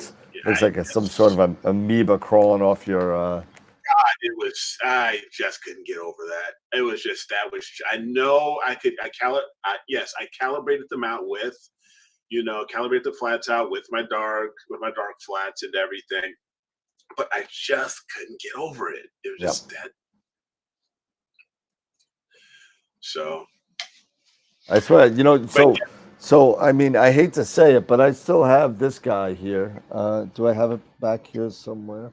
I might have put it in the closet of death. I did. I still have Bob Santos. If you're alive, I hope you're alive. I hope you're. I haven't heard from Bob in a long time, but I still have his 2600, and I've had it literally for 2 years. And I feel bad. I mean, I want to drop it off, or I want to, but I mean, I hate to leave it in there. I'm thinking of hooking it up to a telescope. You know what I mean? Just using it on my ASCAR 400 and making it. I mean, I think it's the MC. It's right here. So I think it's the MC. I'm not a big fan of color cameras, but I have it right here. This is Bob Santos' camera. He lent it to me 2 Cherry Springs ago. And it's in mint condition. This is the 2600 MC. Okay. And nice one-shot color camera. I'm thinking about hooking it up permanently to my ASCAR 400. There you go. And just using it until he tells me to give it back. So. There you go. I mean, a camera that's not being used, especially a good camera like that. Yeah, I mean, I'd like to just set it up and put it on my ASCAR, and this is the camera that I used to get that Seahorse Nebula in and Barnard Z, which I haven't finished calibrating yet from a year ago. When you were in Nebraska, right? Yeah. Yep. Yeah. I'll give you $50 for it. Yeah. Okay. Oh man. What? I'm sorry. Right now, anybody who starts saying anything about 50 or 50 cents or $50, it just brings me back, and that's going to go so off the rails. What, your allowance? No. It's this movie I saw a while back with Melissa McCarthy, the Happy Time Murders. Never saw it. Oh, don't worry about it. Don't Okay. you don't good. Just I mean, if you want to, No, that's just okay. watch. I'll pass. Just what this. I'll put it to you this way: Red Banner trailer. Okay. Red Banner trailer. And do you know what a Red Banner trailer is? Nope. It's it's one of the movie trailers. Usually, it's so bad as far as its craziness, and it's just out there with it's beyond rated R. Because rated R you can you can deal with it, but Red Banners they get outrageous. I mean, it's practically like NC-17, right? Okay. Type of stuff. But the Happy Time Murders is freaking hilarious. It has parts. It has parts that are really, really, really funny because it has Maya Rudolph and a couple other All right. well-known actors, and it was created, produced by Jim Henson's son. Okay. So you have the Muppets going just crazy. Like, what happens when Sesame Street stops being Sesame Street, and it goes like total adult craziness. It's just one of those things. I don't know if I You want to gotta see an X-rated Sesame Street. I don't know. No, it's just crazy. But you'll really find out what Kermit's. I'm not going to tell you. Yeah, let's keep this kind of at least PG-13. So what's green and smells like pork? Yeah. It's just one of those things. But when you said 50, it just brings back a memory of one of the lines. Well, I'm in the middle of watching The Gentleman. Okay. That's the one with Giancarlo Esposito, who plays Moff Gideon on The Mandalorian and Breaking Bad, and that guy. I'm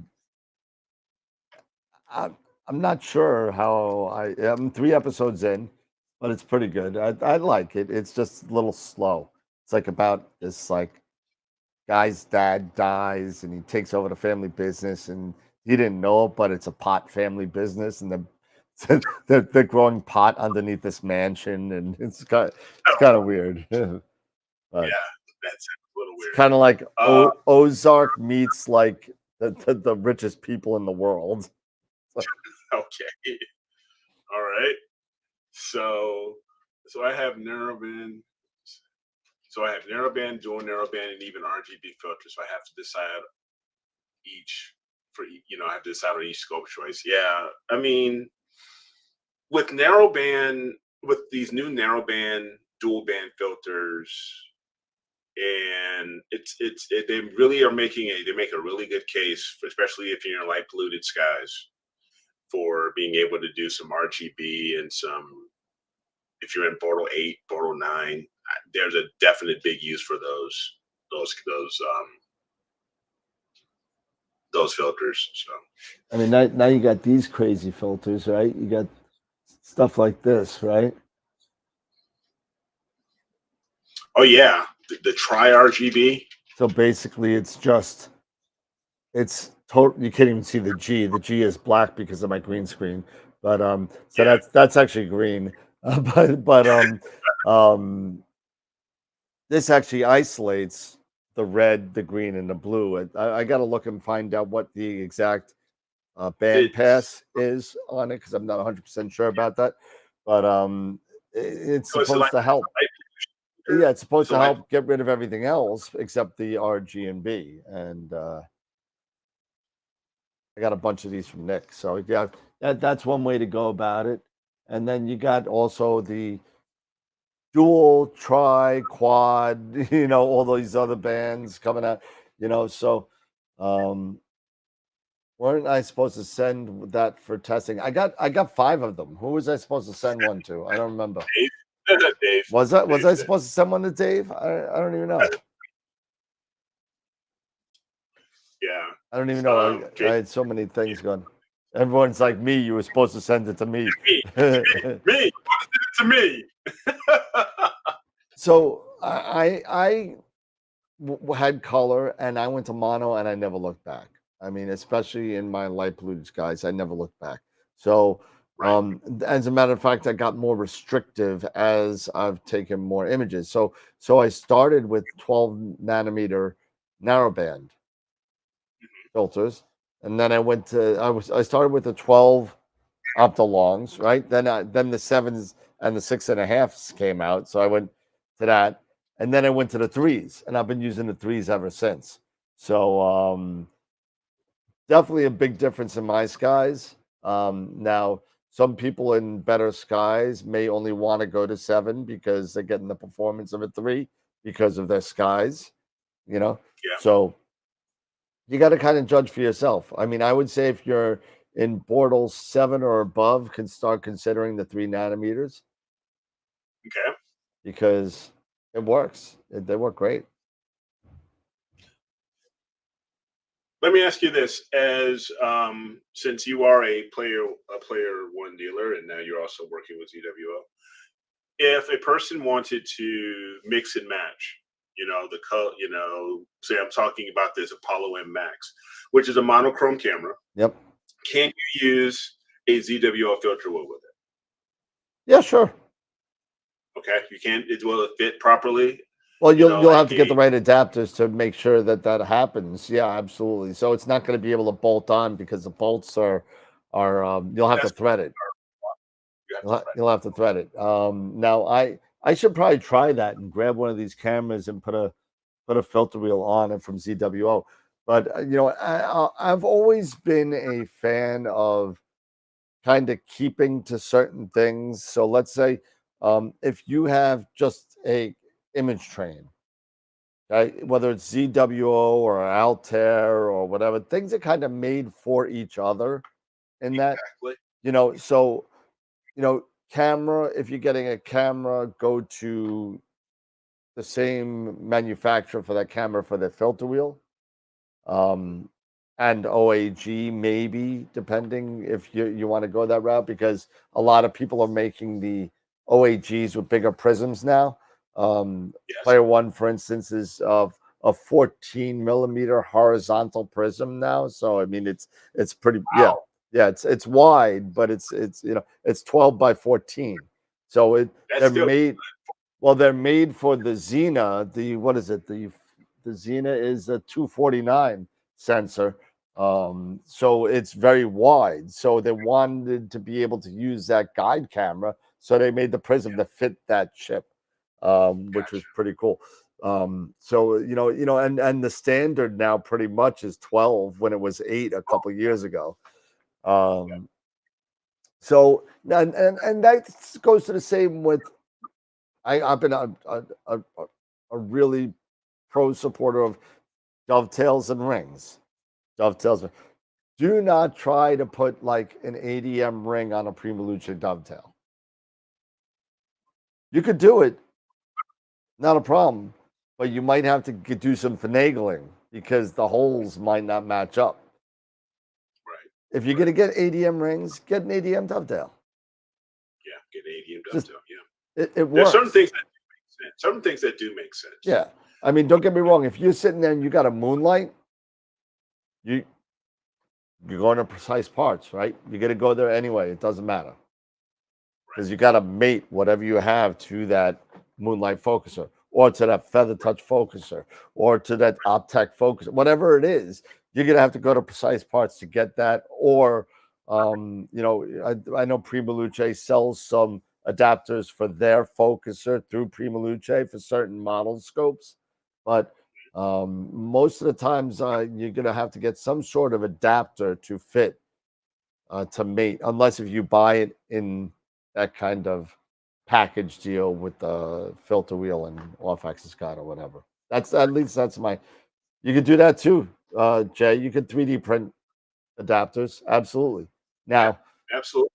depending on the weight of your rig, I don't know if I would feel safe with a 3D printed adapter. I don't know how, I don't know how strong they are, depending on the weight of your camera, your filter wheel, your filters. I mean, if I have a 50 millimeter square seven position filter wheel, I don't know if I'm gonna want to put, a 3D printed adapter onto the back of that focuser to put that filter wheel that's the size of my head. On that. I don't know.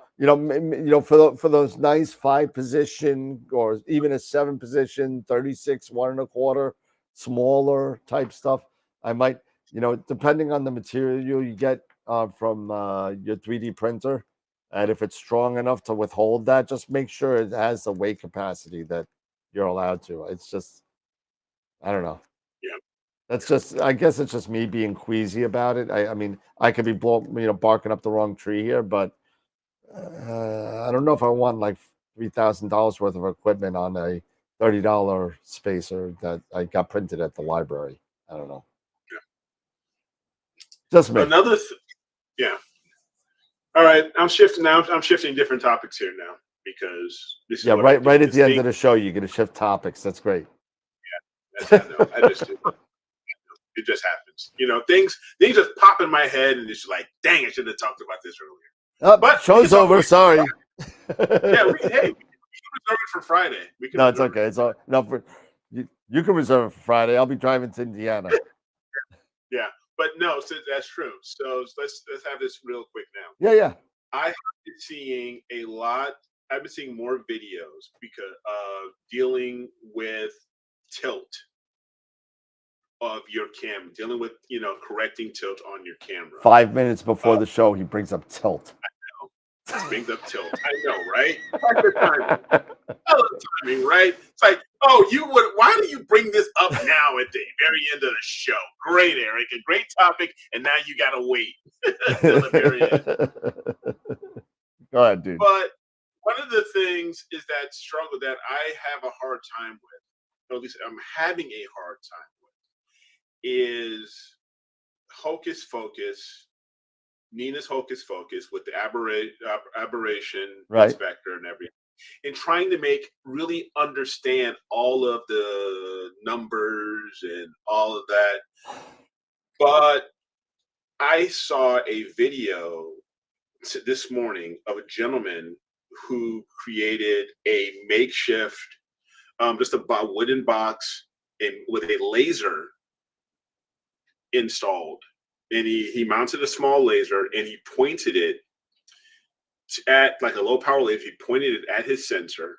Okay. And it's basically he was using, and he has a tilt adjuster on his camera, and he was using the laser to help him basically adjust, because the way the laser would bounce off the sensor or bounce off the AR window, you could start getting an idea then of how you were adjusting, how you need to adjust, how do you need to adjust. And I don't know if anyone else has seen any of these types of videos. I think I've seen maybe 3 or 4 of these videos of similar type on YouTube.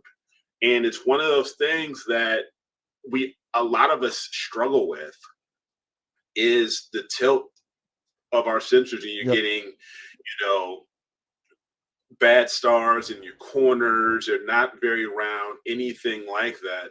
So I'd be really curious to know if anyone else has tried that, not sure, or have seen these videos and are intrigued about doing something like this. It's a DIY setup where he just made a wooden box with some scrap wood, a piece of paper, and a laser, and he set it up where the camera was in a certain place where it doesn't really move, and he was just rotating the camera, right? And the laser the way it would move, and then he would then end up adjusting so much off the tilt adapter and he would mark the piece of paper, like here's a laser here, until it gets to a point where he would adjust it where the laser is dead center of that original circle. So now, did he move the laser? See, the thing with that's good for one point. The laser never moved. The laser never moved. But then, but then, aren't you only judging the tilt of that one point where the laser is pointing? You're not judging all the corners at that point. So if you, Like, oh, I don't know, it's because he was rotating it. right, So but if he's you're getting a, rotating it and the laser isn't moving and you're rotating the camera, it's still pointing in the same spot of the chip. You know what I mean? The chip may be moving, but the laser right. isn't. So are you getting all those corners? That's, I don't You know what I'm know. saying? And that, Unless if you have a grid, like like a collimation grid that goes across the face of the sensor so you could see the tilt. yeah. I don't know if a point, I don't know. I may be just overthinking it, but I think a point of light. Yeah, behind him as well, because it says, because Chris saying he rotates the camera because the laser is mounted in a single point, and he just aims the laser at the center of this. He aims it at the center of the middle of the sensor. He aims it right at the center. Okay, he's saying the laser is actually off-centered, Chris is saying. Okay, it's off center. So Okay. that, I mean, that could make sense because now you're not on the single center point. You're actually moving the actual plate of the chip around that laser, and the Right. laser is now being reflected Being into different into different places. places, right? Got It's it. a different place, and then you make a different adjustments. So eventually, as you are turning, that laser now is going dead center. There's no more movement as you're turning it. Right. The laser no longer, bouncing all over the place. It's Got now it. always in one spot. Man, it sounds like a So lot of work for me. I don't know. yeah, but it's also because if you're dealing with this whole tilting and aberration, and you're dealing with maybe hocus pocus and aberration inspector. And the cool thing you also made the point of is that you can do this during the day. So you're not doing it, and trying to fight this at night, and then having to go back and forth between Nina and then keep running autofocus, and everything like that. It's just something that I'm really intrigued about, and I think I may want to try it. And I just have to watch maybe these videos a little bit more Yep. to understand the placement of the laser, how it's supposed to be, and then go for it and see what happens. Yep. That's all I can really say. Yep. Well, And maybe that's one of those things that you can set up then, and then you go back to aberration inspector, and maybe, or the old ASTAP. You remember the old ASTAP, yeah, sure. where you could show all that stuff, where it's, because it's a pain. It's a pain to deal with that. When you really want to get nice round stars in your corners and everything, where you don't really need to, we don't want to do a lot of cropping. I mean, you want to maybe do some cropping to get rid of the gradient, but you want to have a nice overall picture. It will drive you crazy. Yep, it will. It will. So yeah, and that's one of the things. I just want to get it close enough that even if I'm using CCD inspector, Get it close enough that Blur Exterminator can fix it. Fix it. Exactly. That's somebody. Yeah. Thanks, Rusty. There you go. All right, but that's all I got. So I no more tilt stories. I'm tilted enough. I have to get up in 7 hours, so there you go. not a fan. I got to get up at 5 in the morning to help somebody else out because I'm just a nice guy, I guess. Yeah, you're the man. No, I'm not. I shouldn't be doing what I'm doing. I shouldn't be doing what I'm doing, and I'm off the next. Let's see, Friday, Saturday, Sunday, Monday, Tuesday. I go back Wednesday. So. Well, anyway, I have no more final thoughts. So I've already spoken my final thoughts. So I'm final thought it out. Just don't forget to go and vote for Image of the Week. And Friday starts the poll 8 a.m. for Image of the Month for March. So don't forget to go and vote. Awesome. So yeah, I just final thought for me: if you're traveling for the eclipse, if you're in the path of totality, get your car gassed up now. There are already places that are already running out of gas because of the amount of people that are going to these certain places. So if you're in the path of totality, get gassed up within the next day or so because people are going to start flooding in and taking everybody's gas. So, yeah, definitely do that. There are some cities in totality that have already said that it's an emergency situation where the influx of people is just so much. And it's the same thing that happened in 2017. So just if you are traveling, just be careful, drive safe, get home safe. If you're going to be viewing the eclipse, don't forget to use the proper safety precautions, use glasses and all that kind of stuff, and filters. And there you go. Glass. Why are they not AstroWorld glasses? I don't understand. Why? I don't know. Or, you know, or That's what I have. Yeah, that's what I got. like that, you know. Is that the Daystar one? Yeah, that's what I got. Yeah. So, you know, don't take a chance. Yeah. Don't burn your eye out. Don't burn your eyes out. Don't burn your sensor out on your camera. Yep. All of that stuff. Let's keep our fingers crossed that if anybody who's heading towards totality, you stay safe, and hopefully you'll get some the clouds will clear out for And at just least a few hours. what do we got? So our next, will be probably the 10th. The 10th. I want to see everybody's pictures. I want to see everybody's pictures of the eclipse. So dump them in that folder. So we'll show up all the eclipse pictures that we have. So put it in there, put it in a folder, make a folder. I don't care, Eric, make a eclipse folder. Yeah, I'll make a quick eclipse folder for this and then just dump them in there. We'll show all the eclipse photos throughout the next show. So appreciate everybody hanging out with us tonight. Again, it's 10:04 Eastern, and it's been a great show. Been a great night again, and I'm glad I'm feeling better. And we're gonna have a great time on the eclipse, and hopefully we get to catch up with some people on the week, and hopefully I get to catch up with Newman and Derek and whoever else is gonna be in that area, Tom, whoever's gonna be in the area.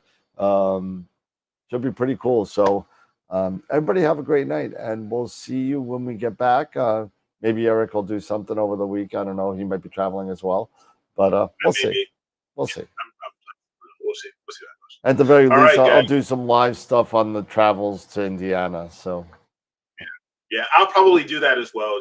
Post something, go live. Yeah, exactly. On Monday. Exactly. So hopefully we can catch up with a lot of folks. Awesome. All right, everybody. Have a great night. Enjoy the eclipse. Be safe. And remember, as always, to keep imaging, keep educating, and clear skies. And we'll see you next time when we get back. Have a good night, everybody. See everybody. Take care.